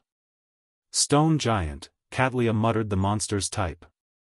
Be it Klein or Anderson, both of them knew nothing about such monsters. However, they didn't cast an inquisitive look at Katlia. They focused on the monster, looking highly professional. Katlia turned her body to face the docked future. She raised her right hand halfway and amplified her voice. Aim. The pirates on duty immediately adjusted dozens of cannons on the port of the ship, aiming them right at the stone giant which was lumbering over. Boom! Boom! Boom! Cannonballs flew out and landed around the stone giant, sending dust flying as the bombardment covered a huge area. The ground clearly quaked as flames surged. Splinters spewed everywhere as though everything could be destroyed. Tap! Tap! Tap! The tall grayish-white figure tore out of the dust, having not suffered any serious damage. All it had were a few cracks on its surface. Katlia said without a perturbed expression, this isn't a kind of giant, but a kind of stone golem. Its core is the main ingredient of Sequence 5 Guardian from the Guardian Sequence pathway. Therefore, its defenses are extremely high. Amidst the reverberating cannon bombardment, Klein nearly suspected if there was a problem with his auditory senses. Since you know that the stone giant has high defense, why did you use a cannon bombardment? Isn't that a waste of cannonballs? He thought in puzzlement as he lampooned. Perhaps hearing his inner thoughts, Katlia said as she watched the stone giant approach, I've never encountered such a beyonder creature before, so I wish to do some tests. I have nothing to say against such a reason. Klein was rendered speechless. At this moment, Anderson Hood, who had been observing the stone giant the entire time, raised his hand and said, Do you have anyone who has beyonder powers in the ice and frost domain? Me, Katlia coldly answered. Seeing how Ma'am Hermit had the means, Klein swallowed back the words he nearly said out loud. He really didn't wish to activate creeping hunger unless necessary, despite Zombie possessing the powers of ice and frost. He believed that he couldn't find any suitable food on the island. Katlia took out a grayish-black scroll from a secret pocket in her warlock robe and softly chanted a single word in ancient Hermes, freezing. Silently, the scroll was consumed by icy blue flames and immediately, there were crystalline streams of light that appeared in midair. They flew towards the stone giant and froze the target within as icicles hung from it. Amidst jarring, cracking sounds, the ice layer cracked in turn as the stone giant slowly walked out of the zone. However, its grayish-white exterior had turned a darker shade. Its motions were a lot stiffer than before. At this moment, Anderson raised his hands as though he was a conductor gesturing for the audience to give their applause. Orange-yellow flames which were almost white in color sprouted at the stone giant's feet as though it had stepped into a particular trap. Its surface rapidly produced a bout of steam as cracks spread across its body in the form of deep fractures. Anderson pulled back with his right arm as a burning white spear condensed in his palm. The flames at the tip of the spear condensed to a point as it emitted a blinding luster. The spear flew out, accurately hitting the crack in the stone giant's belly as the flames melted a huge hole in it. As for Anderson Hood, who was originally on the beach, he seemed to merge with the burning white spear. The flames brightened as he strangely appeared behind the stone giant. He held his left hand into a fist as his arm bulged. With an uppercut, he struck upwards from the hole and into the stone giant's heart. This simple-looking strike created an exaggerated effect. The stone giant immediately froze on the spot as cracking sounds constantly emitted from its interior. In seconds, it had crumbled into rubble. A critical strike. Klein's pupils constricted. Catlia calmly stood on the spot and said without any surprise, Sequence 5 of the Hunter pathway is Reaper. Furthermore, they are good at finding the weakness of their prey. Reaper. A Death Reaper of life? No wonder. Klein nodded slightly. At this moment, Anderson crouched down and rummaged through the stone giant's carcass. Then, he turned his head and smiled ruefully. It's not a real monster. That meant that there weren't any spoils of war. While Anderson described the situation, the rubble vanished at a discernible pace. For an unlucky fellow like you, don't be the one opening chests or looting corpses. Klein couldn't help but lampoon inwardly. Anderson returned and kept droning on. The greatest problem of these waters is this. Not every monster will provide you with riches. This is because conjured monsters such as this are a part of more powerful monsters of a higher level. Of course, it's possible that they're the result of remnant powers and auras. Klein already had a preliminary theory towards this. Having gone through the voyage, he discovered that there were beyonder traces of Sun, Evernight, Storm, and the Spectator pathway. He had a more fleshed-out theory from his previous theories. He originally suspected that these waters were the remnants of a battlefield in a war between Second Epoch ancient gods. Storm belonged to Elf King Saniathrim, Spectator belonged to Dragon King Ankwelt, Evernight belonged to King of Demonic Wolves Phlegria. With Little Sun providing him with the legendary records from the City of Silver at each gathering, Klein had gained a preliminary understanding of the authorities of the 8 ancient gods in the Second Epoch. However, the constant midday and the sun chariot formed from gold had made Klein have doubts about his theory. This was because none of the 8 ancient gods grasped the sun pathway. Soon, Klein connected it to Amon's and Adam's father, the City of Silver creator who was deemed as the ancient sun god. After this creator awakened, and after a series of intense battles, he had taken back the authorities of the ancient gods. Hence, these ruins of the battle between gods were left behind. The incomplete mural he saw at the Elvish ruin suddenly surfaced in Klein's mind. Elf King Saniathrim and the City of Silver's creator, who was also the ancient sun god, were at odds. As his thoughts wandered, Anderson had returned to his chuckling state. He looked at him and said, "How do I address you?" "Gehrman Sparrow," Klein simply gave his name. "Gehrman Sparrow?" Anderson was first taken aback before recovering. "I've heard of you. You're the adventurer who nearly successfully hunted Vice Admiral Ailment. You have the title of the craziest hunter. Last month, when the ship I was on board passed by the Rorstad Archipelago and Oravi Island, I had thoughts of getting to know you over drinks, but your whereabouts were unknown." "Last month?" I was doing volunteer work at the hospital. Klein nodded and said, "You know me now. Also, try your best not to say anything." Anderson forced a smile. "I know, my bad luck tends to make the negative words I say become reality. Alright, stop looking at me. I won't speak again. Put down that charm of yours." Due to the appearance of the stone giant, the pirate's relaxation time was cut short. The future quickly set off once again, venturing deep into the sea. Along the way, Klein stayed standing on the deck and leaned against the side of the ship. He observed his surroundings while Anderson was loitering on the ship. He was good at socializing and interacting with the pirates. Impressive. He easily got to know the situation of the ship. Klein shot a glance at Anderson, who was drinking with a few pirates in the shadows, as he sighed inwardly. Of course, the strongest hunter probably doesn't know that the alcohol he's drinking has a sedative of unknown origins. Klein held back his laughter as he thought mischievously. With Anderson's help, the future circled around two hidden maelstrom and a floating palace ruin as it continued down the safe sea route. About 3 hours later, night fell again. Klein rapidly found his lucidity and reason in the dream as he opened his eyes and looked around. His vision was a swath of pitch blackness with nothing to be seen. Don't tell me I'm blind. Such a thought instinctively appeared in Klein's mind.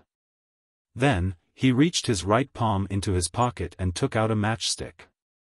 This was a component that every magician needed for his spells. With familiarity, he took out a matchstick and ignited it. Immediately, a weak flame appeared in front of Klein's eyes. The flame struggled as it bloomed, slightly illuminating his surroundings. He was in a prison cell, one with an unlatched gate made up of metal railings. Why would I be here? I'm neither beside Admiral of Stars or in the mural hall where Anderson was. I'm randomly placed in a particular area. As his thoughts raced, Klein flicked his wrist and extinguished the matchstick that nearly burnt his fingers. A resplendent layer of sunlight bloomed on his left hand as his eyes had two miniaturized suns. With the soul of the priest of light, he obtained night vision from the light of holiness. As he observed his surroundings, Klein saw that the cell he was in wasn't too cramped, but the floor was dirty and messy. There were many footprints, a mystery as to what previously happened.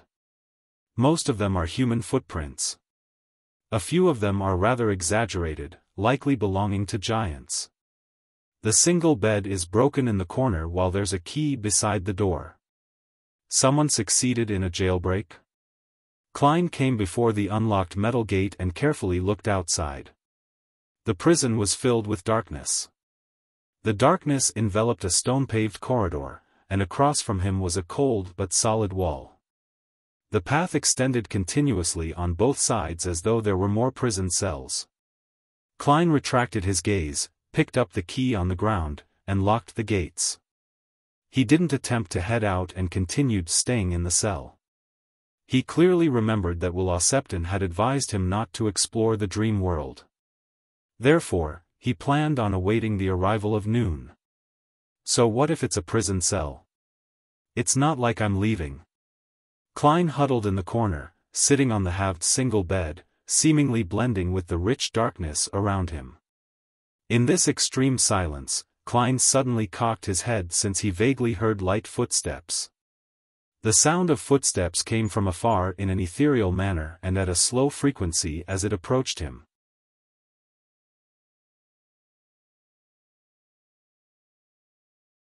Chapter 654, Prisoner and Guard No Way.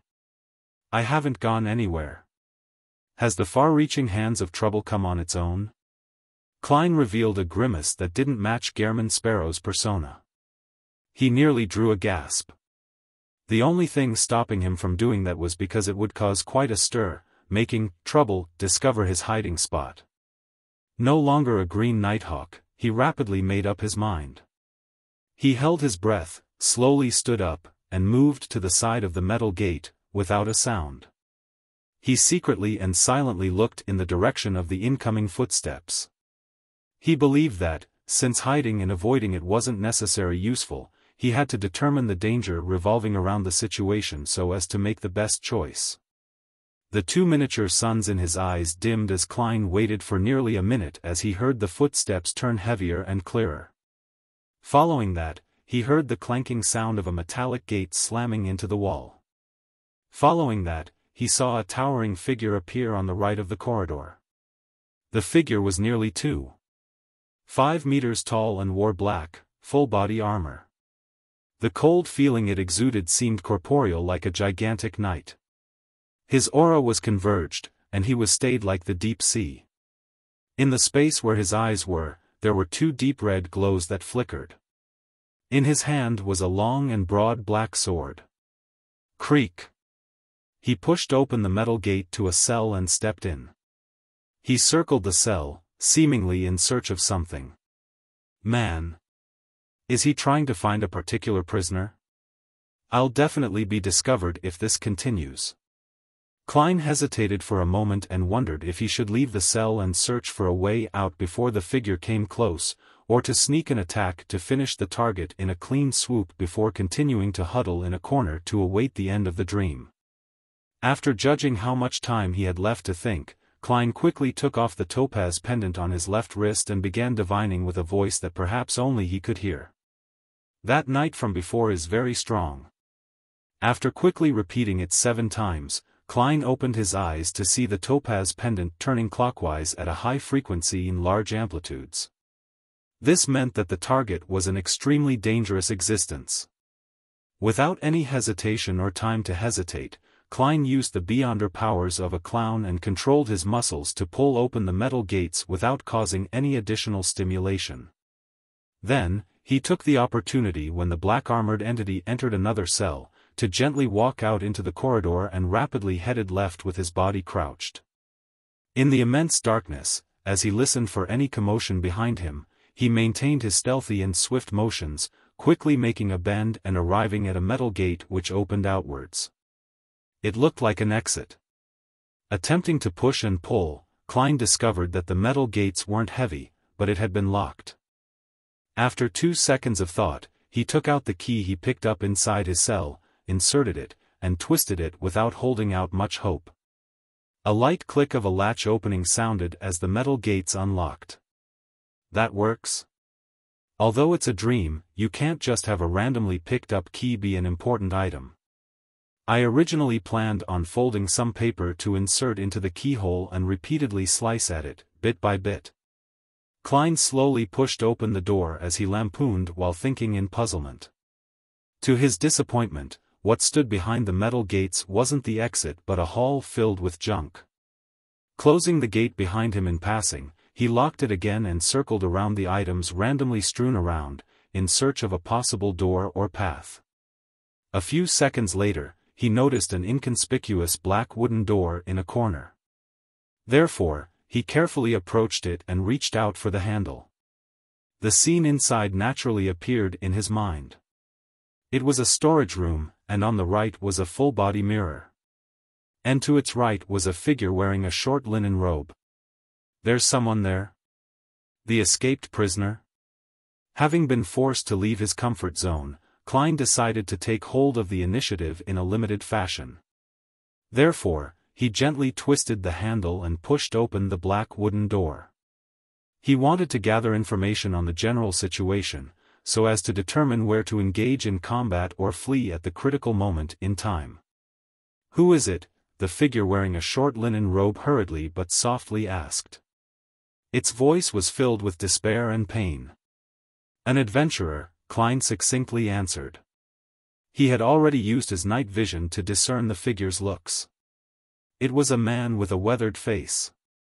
He had wrinkles on his forehead and the corners of his eyes and mouth, but his hair was raven black and lustrous. There wasn't a single strand of gray hair. His short linen robe was ancient and simple.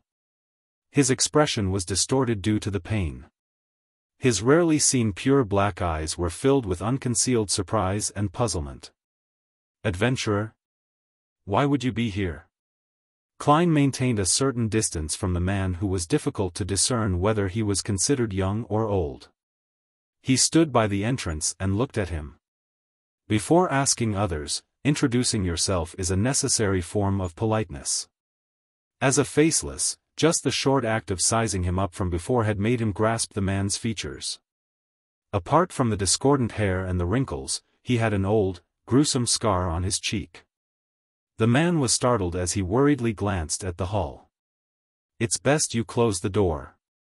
We cannot be caught by that devil, otherwise." The muscles on his face clearly twitched as though he had recalled something nasty.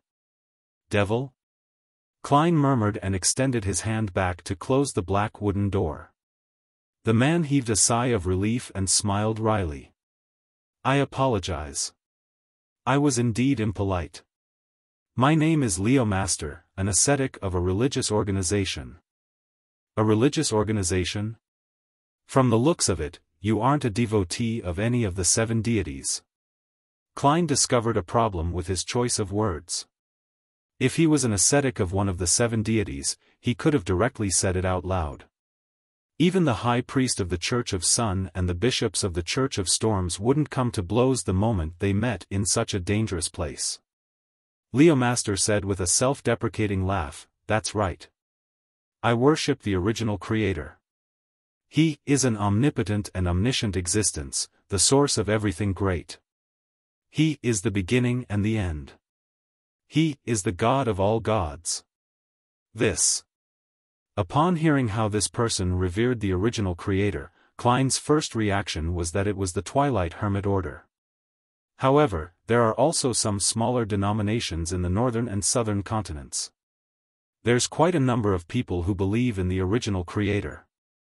Klein deliberated as he asked, "What's the name of that religious organization? How did you end up here?" Leomaster hesitated for a moment before saying, "To the far east of the Sonia Sea is where my lord sleeps. His sacred mountain is hidden somewhere there. I led a pilgrimage here in an attempt to witness his miracles to redeem myself. Perhaps it's a necessary test. We were caught by that devil, and one by one, we died. Later, I seized the opportunity to escape the cell and hid here, awaiting the devil's departure." Klein thought for a moment before saying, "Do you know the name of that devil? What characteristics does he have?" "He?" Leomaster shook his head, saying in a somewhat puzzled manner, "I do not know his exact name, but many pilgrims seem to know him. They call him the Saint of Darkness." "Saint of Darkness? A demigod? Is this Leomaster's dream, or is it the demigod's dream? From the outcome of my divination, it's likely the latter. Otherwise, it wouldn't be that dangerous." Klein was about to continue asking which organization Leomaster was from and determine the beyonder powers of the Saint of Darkness when he suddenly noticed the full-body mirror opposite the ascetic through the corner of his eye. In mysticism, mirrors were passages that connected hidden and unknown worlds. It easily brought about terrifying accidents, therefore, Klein, who was in a dangerous dream, carefully walked over and planned on using the powers of a priest of light to destroy the item. "No, don't." Leomaster seemed to sense Klein's intention as he cried out softly in horror. "Without it, I will immediately die." Klein looked at the mirror again in puzzlement. Although the environment was abnormally dark, the mirror clearly reflected 2 figures. One of them was Leomaster with his numerous wrinkles and raven-black hair. The other was the thin-faced, black-haired and brown-eyed German sparrow who wore a cap. At this moment, the German sparrow in the mirror slowly moved his head even though Klein didn't make any movements. He revealed a deep, sinister smile towards him. The mirror's surface suddenly rippled as a hand reached out. With just the blinking of his eyes, the German sparrow, who looked identical to him, crawled out of the mirror. His face was tainted with an obvious sinisterness due to the darkness cloaking it. How terrifying. "Unfortunately, I don't look like German sparrow, therefore, you failed to scare me. If Zhou Mingrue came out of the mirror, I might have been woken up out of fright." Klein calmly looked at his counterpart and raised his left hand which swirled with a layer of sunlight.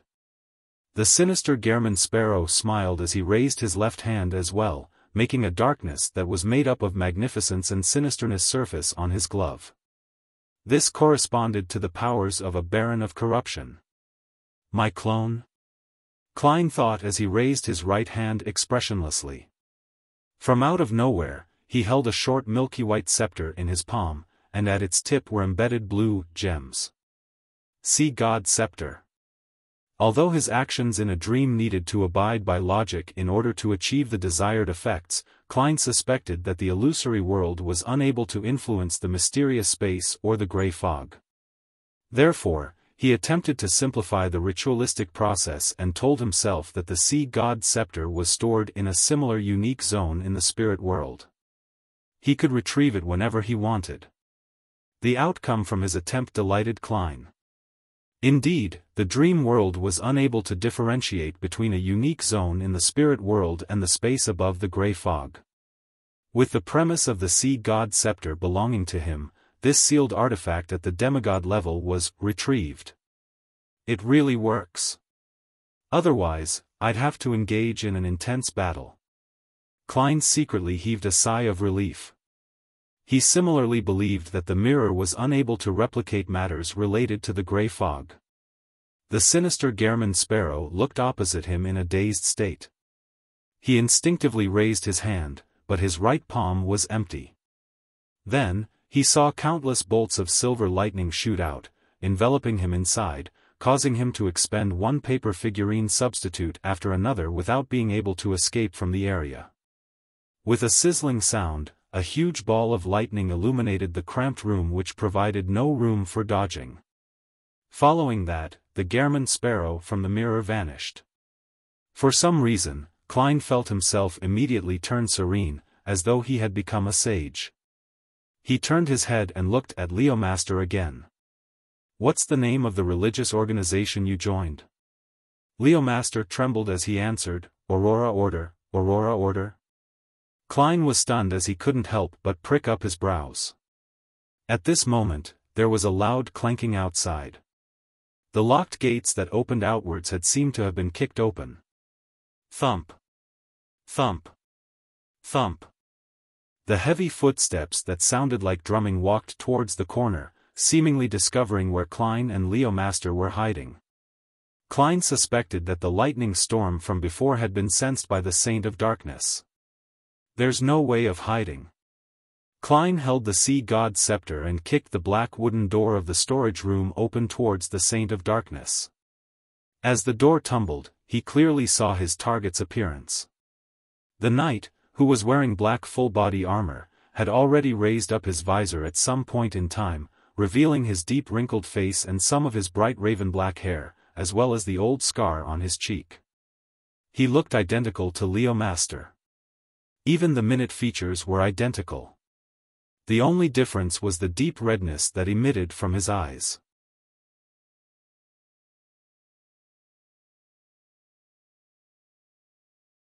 Chapter 655, Dream Analysis. Klein was alarmed. He instinctively turned his body to the side without exposing his back to Leomaster, who was trembling in horror in the storage room. He couldn't be certain that the prisoner wearing a short linen robe wasn't problematic.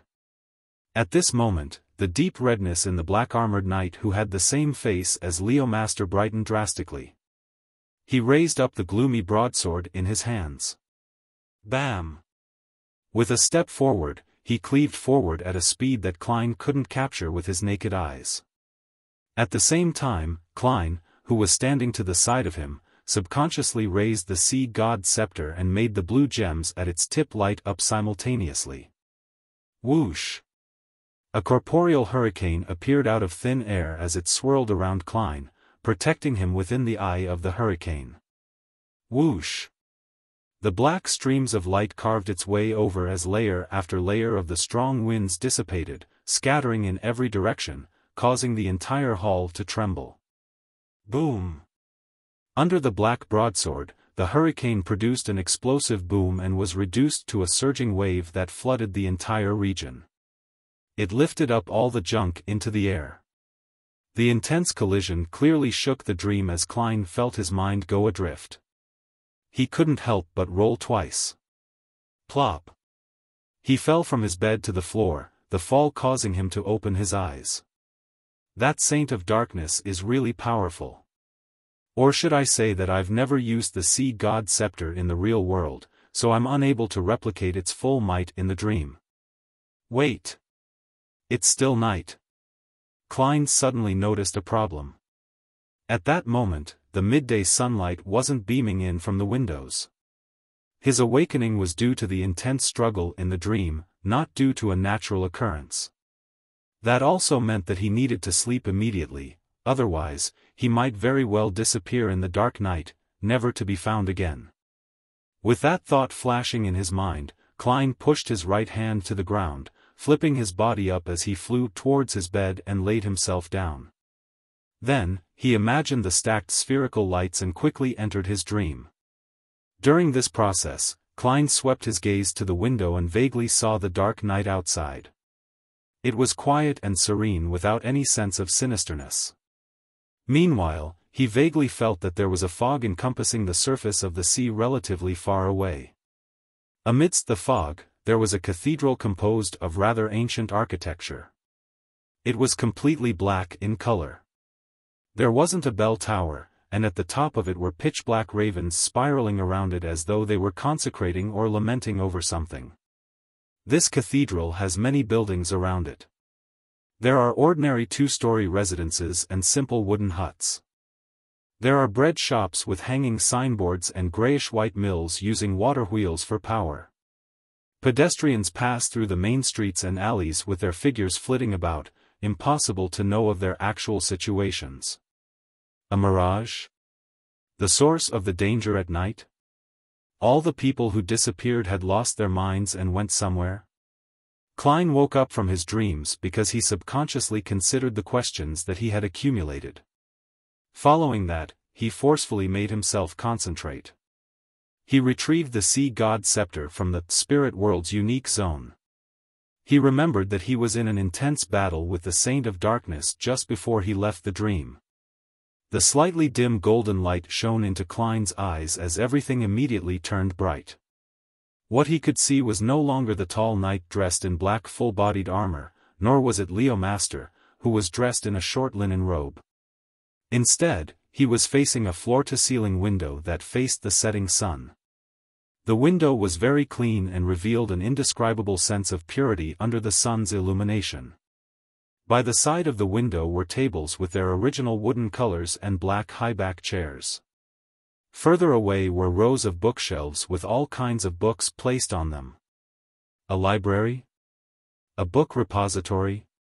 Every time I enter this dream world, I'll be placed randomly in a certain area? Klein carefully observed his surroundings and confirmed that it was temporarily safe without the so-called Saint of Darkness or strange evil creatures. He held the Sea God Scepter and first came to the floor-to-ceiling window and looked at the environment outside. The first thing that he saw was the opulent buildings that covered the opposite mountain peak. The huge palaces, magnificent steeples, and the towering city walls that all appeared frozen in the sunset. It was a visual spectacle. Even though it wasn't his first time seeing it, Klein still held his breath, quietly admiring this miraculous scenery for a few seconds. He then moved his gaze away towards the cliff. He saw the high walls of the black cloister and the withered trees beside the boulders. But as they were blocked, it was impossible to confirm whether Katlia remained in her original spot. Indeed, within a certain radius, it's not possible to leave this region. I'm deep inside the black cloister. Klein retracted his gaze in thought as he walked to the bookshelves. He temporarily didn't have the time to consider what happened between the Saint of Darkness and Leo Master in his previous dream. This was because he needed to determine his current situation.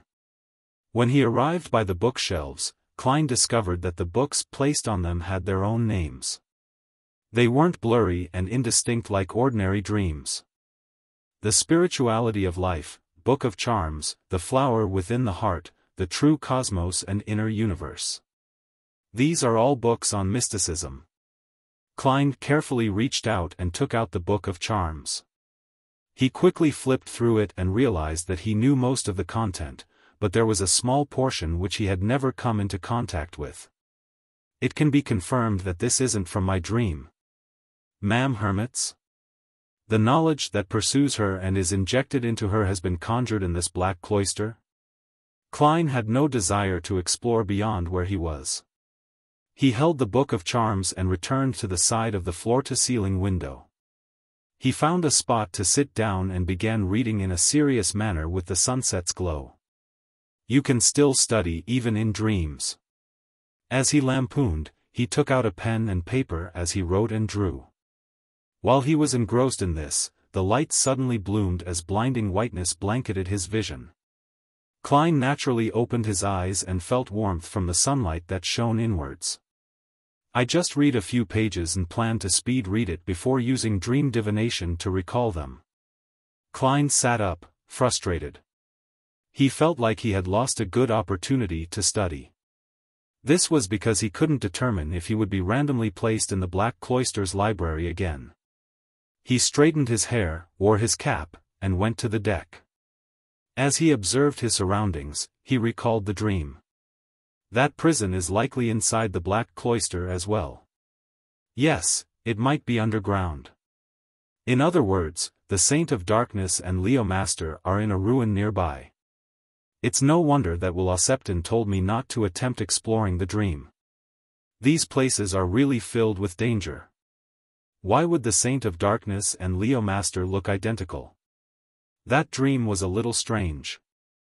Also, that full-body mirror was very magical and sinister. It actually managed to clone a German sparrow. Upon recalling this, Klein began to find examples from his past experiences to confirm his thought processes by comparison. This was called relying on experience. Soon, he thought of something. He had once borrowed the mental terror candle in Backlund and helped Father Yatrovsky eliminate the past him. A character that was dissociated from his original self. Could it be that Leo Master is the Saint of Darkness from the Aurora Order? Due to certain reasons, he had split his personality, separating his good and evil sides? That sealed and dark prison is the reflection of his inner dream? Yes, that full-bodied mirror. Leo Master had said that if it were destroyed, he would vanish as well. When I looked into the mirror, the German sparrow inside it did form a corporeal body. It was evil. It's no wonder I felt like a sage after I eliminated the German sparrow in the mirror. It's because I got rid of my evil and sinister thoughts in my mind. Yes, that full-body mirror must be in the form of a mirror in the real world. These waters clearly have the beyonder remains of a visionary. It conjures many unreal and real monsters that can kill. And this belongs to the spectator pathway, therefore, being able to split good from evil and causing dissociated personalities does make logical sense. Heh, Saint of Darkness Leo Master is a high-ranking member of the Aurora Order. He must originally be very evil, but that ruin or item stirred up his inverse side, which is the good hidden deep in his heart. It caused a split personality, hence, he is trapped somewhere nearby. Klein felt that he had roughly understood the truth to the matter and felt a little regret. Unfortunately, I'm unable to enter the same spot a second time. Otherwise, with the Sea God's scepter and Leo Master's good side, there's a high chance of defeating his evil side, the Saint of Darkness. And the damage dealt in the dream world would continue on in the real world. In that case, a good saint who understands the Aurora Order would be born. It will make it easier to strike down on this cultist organization. Klein silently sighed and turned halfway around and watched Anderson Hood walk out of the cabin. Where did you go in the dream? I didn't actually find you, the strongest hunter asked as though they were best buds. Klein secretly frowned as he asked, why should I be seen by you? Anderson was taken aback. Shouldn't you return to the spot where you left the dream upon returning there again? There are other elements involved in my random appearance in other spots within a particular radius? Something to do with my uniqueness? Klein realized that the problem was more complex than he had imagined. He said with some deliberation, I went elsewhere after entering the dream. Strange, Anderson frowned as though he was very puzzled. Without waiting for Klein to speak, he thought before speaking again, there's another strange incident. What? Klein asked cooperatively. Anderson surveyed his surroundings. Back when I was pretending to make a canoe in the hall last time, I heard the sounds of a door opening and of footsteps that came out from deep inside. But when I looked up, I found nothing. I originally thought that it was someone from the ship, but later it didn't seem like the case.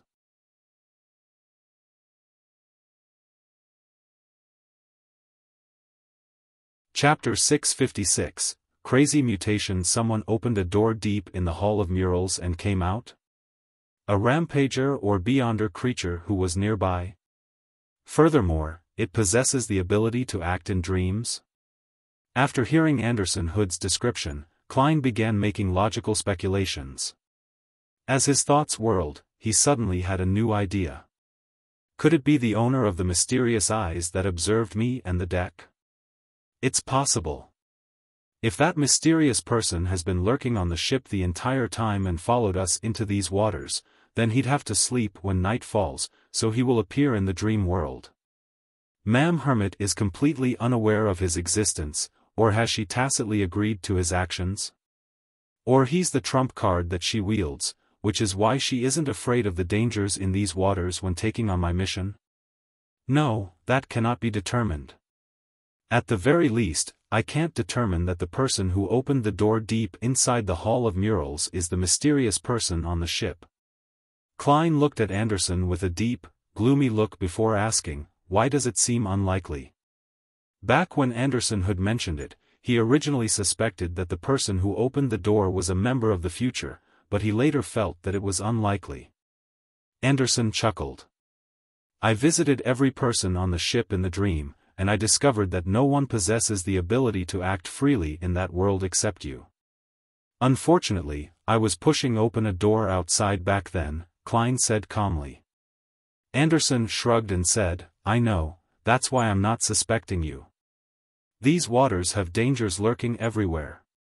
All sorts of unimaginable monsters are active here. Perhaps the person opening the door from before was the stone giant from earlier or a rotting dragon who dreamed of countless treasures. Upon saying this, he leaned against the side of the ship and looked at the sea which was bathing in golden sunlight as he smiled wistfully. I discovered that ever since I escaped the ship sinking crisis brought about by the storm, my bad luck has been decreasing bit by bit. It's obvious that it's not fixed and wouldn't last forever. Look, I successfully swam onto the island, and although I kept meeting with all kinds of bad luck, I managed to last until you arrived. Yes, I do attract monsters and did make that stone giant appear, but didn't we easily resolve it? Also, nothing happened despite me being on board for several hours. Doesn't that explain? Before Anderson could finish his statement, Klein coldly cut him off. Shut up. Doesn't this guy know to keep his words to a minimum when faced with a livid expression? I really want to beat him up. If it wasn't for the divination above the gray fog that said that you haven't mutated or have a big shot possessing you, then I would have already sunk you to the bottom of the sea. Yes. Sequence 8 of the Hunter Pathway is Provoker. He must have easily digested the potion back then. From the bottom of his heart, Klein felt that the level of Anderson's provocation was far higher than Dannett's. Without feeling frustrated, Anderson raised his arms and said with a rueful smile. Fine, fine. I'll shut up. Seeing how he wasn't providing him with any more clues about the individual who opened the door in the dream world, Klein remained silent for a few seconds, suddenly turned around, and walked into the cabin. He had discovered a huge oversight on something. Since Anderson, who's plagued with bad luck, was on the ship, that meant that the chances of them experiencing an incident would only increase exponentially. Therefore, he needed to make some preparations. After returning to his room, Klein walked to the bathroom as he picked up Azek's copper whistle and Will Osepton's paper crane. After setting up the ritual to summon himself, he brought tinder, the sun brooch, and the nightmare beyonder characteristic from above the grey fog into the real world. He didn't immediately switch out his equipped inventory, but he did place them inside his suitcase and beside the biological poison bottle. This way, even if danger suddenly struck, he would have a chance to adjust his inventory, and then he could make a selection based on the danger he faced. After doing all of this, Klein felt significantly relaxed. He put away the other items and left the room for the deck, afraid that he would miss any signs of mermaids. Just as he walked out of the cabin, he saw Frank Lee crouched in a corner, looking shocked and dazed. What happened? Klein felt his heart skip a beat. He was afraid that something had gone wrong with the crazy crossbreeders' experiments, causing everyone on the future to be embroiled in a terrifying biological disaster. Frank shook his head in a daze. Didn't I mention about those little things before? They actually need to sleep for some time before they can grow and reproduce. In the end, what happened in the end? Klein's expression turned solemn. This made the strongest hunter Anderson, who was bragging about how many pirates he had hunted to the audience around him without realizing the change in their eyes, sensed something as he curiously stopped his description and came over. The crouching Frank looked up and said, "They just finished a large-scale reproduction stage and have even mutated. This is a miracle." "And?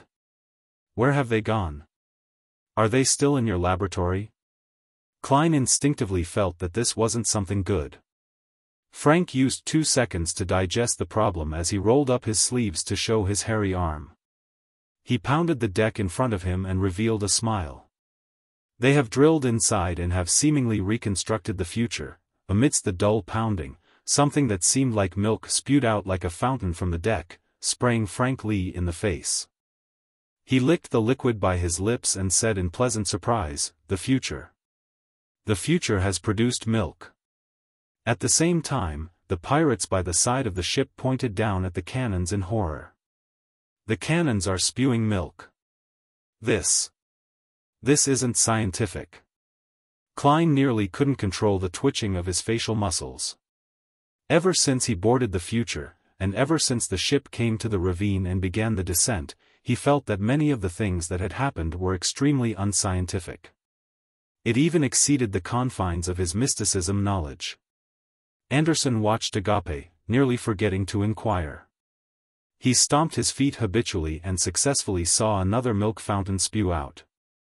One thought after another flashed past Klein's mind as he acutely figured out a problem. He immediately looked at Frank Lee and asked in a deep voice, "After your little things have infected the future, will it continue infecting people?" While asking, Klein's right palm reached into his pocket. According to the situation, he selected the floating charm and prepared to fly into the air in order to escape the infection. Frank Lee thought seriously for a moment. "In theory, yes." Before he finished his sentence, a figure appeared and kicked him in the ass, sending him tumbling a few times, slamming into pools of milk. That person was none other than linen shirt Nina, who was draped in a blue jacket. She glared angrily at Frank Lee on the deck as she cursed while hyperventilating. "Aren't you going to finish off those darn little things of yours? Did you do this while thinking that my breasts aren't big enough?" All right," Frank Lee patted his ass and said unwillingly. At this moment, Klein had already taken out his charm and softly chanted, "Storm." He believed that he had underestimated Frank Lee's ability to cause trouble and suspected that the disaster brought about by him would only worsen, therefore, he decided to first fly into the air. Blue flames enveloped the charm made of tin as squalls immediately stirred. They swirled around Klein's feet and body, lifting him off the deck and to a height of 4 to 5 meters. Anderson was first taken aback before he reached out his palm in an attempt to grab Klein, but he was a moment too late. All he could do was watch Gehrman Sparrow rise up as he remained standing on the spot. This ordinarily handsome hunter shook his head with a warped expression, somewhat amused while also wanting to dismember the first mate of the future. At this moment, Frank had already taken a bottle of dark green powder. He grabbed a handful of it, and as he chanted in Jotun, he scattered it around his surroundings. The moment the powder made contact with the deck, it immediately produced green vines that grew wildly. Soon, it drew out the milk and the little things, entangling the entire deck and cabin within. In just about 10 seconds, the future had been reduced into a forest of vines. Phew, it's over. Frank smiled at Nina before his expression changed again. They've mutated. At this moment, a pirate walked over in a stagger, shouting with a tinge of horror, A watermelon is growing from my head. Klein looked towards the voice and saw a green vine drilling out of the pirate's head. One of them seemed to produce a soon-to-ripen watermelon. This is the so-called mutation. This is way too crazy, goddamn madness. Anderson blurted out a sigh. His eyes then darted around as he said in a deep voice, "There's something wrong with the surrounding waters." In midair, Klein had also determined the same thing. If there wasn't any external disruptions, then Frank Lee's experimental products and Beyonder powers wouldn't have caused a simultaneous mutation.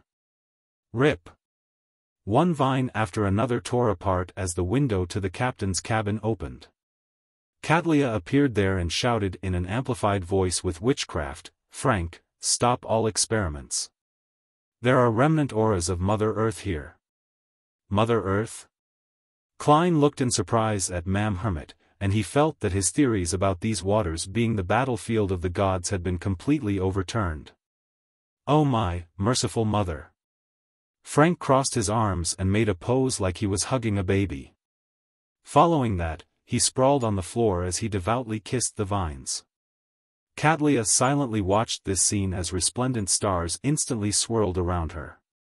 Following that, she made the entire future light up. With a flick of her finger, she made a colorless flame land on the vine outside the window of the captain's cabin. The vines were immediately ignited as they silently turned to ashes. The colorless flames silently spread and wreaked havoc, without harming a single sailor. As for the future, the light it produced helped it withstand the fire. Before long, the forest of vines vanished completely, leaving behind the pirate who had a watermelon growing on his head. Of course, the vine that was connected to it had been burned to nothingness. Phew, this is no different from a devil's descent. The pirate took 2 steps forward and carried the watermelon which had grown out from his head. Don't open it.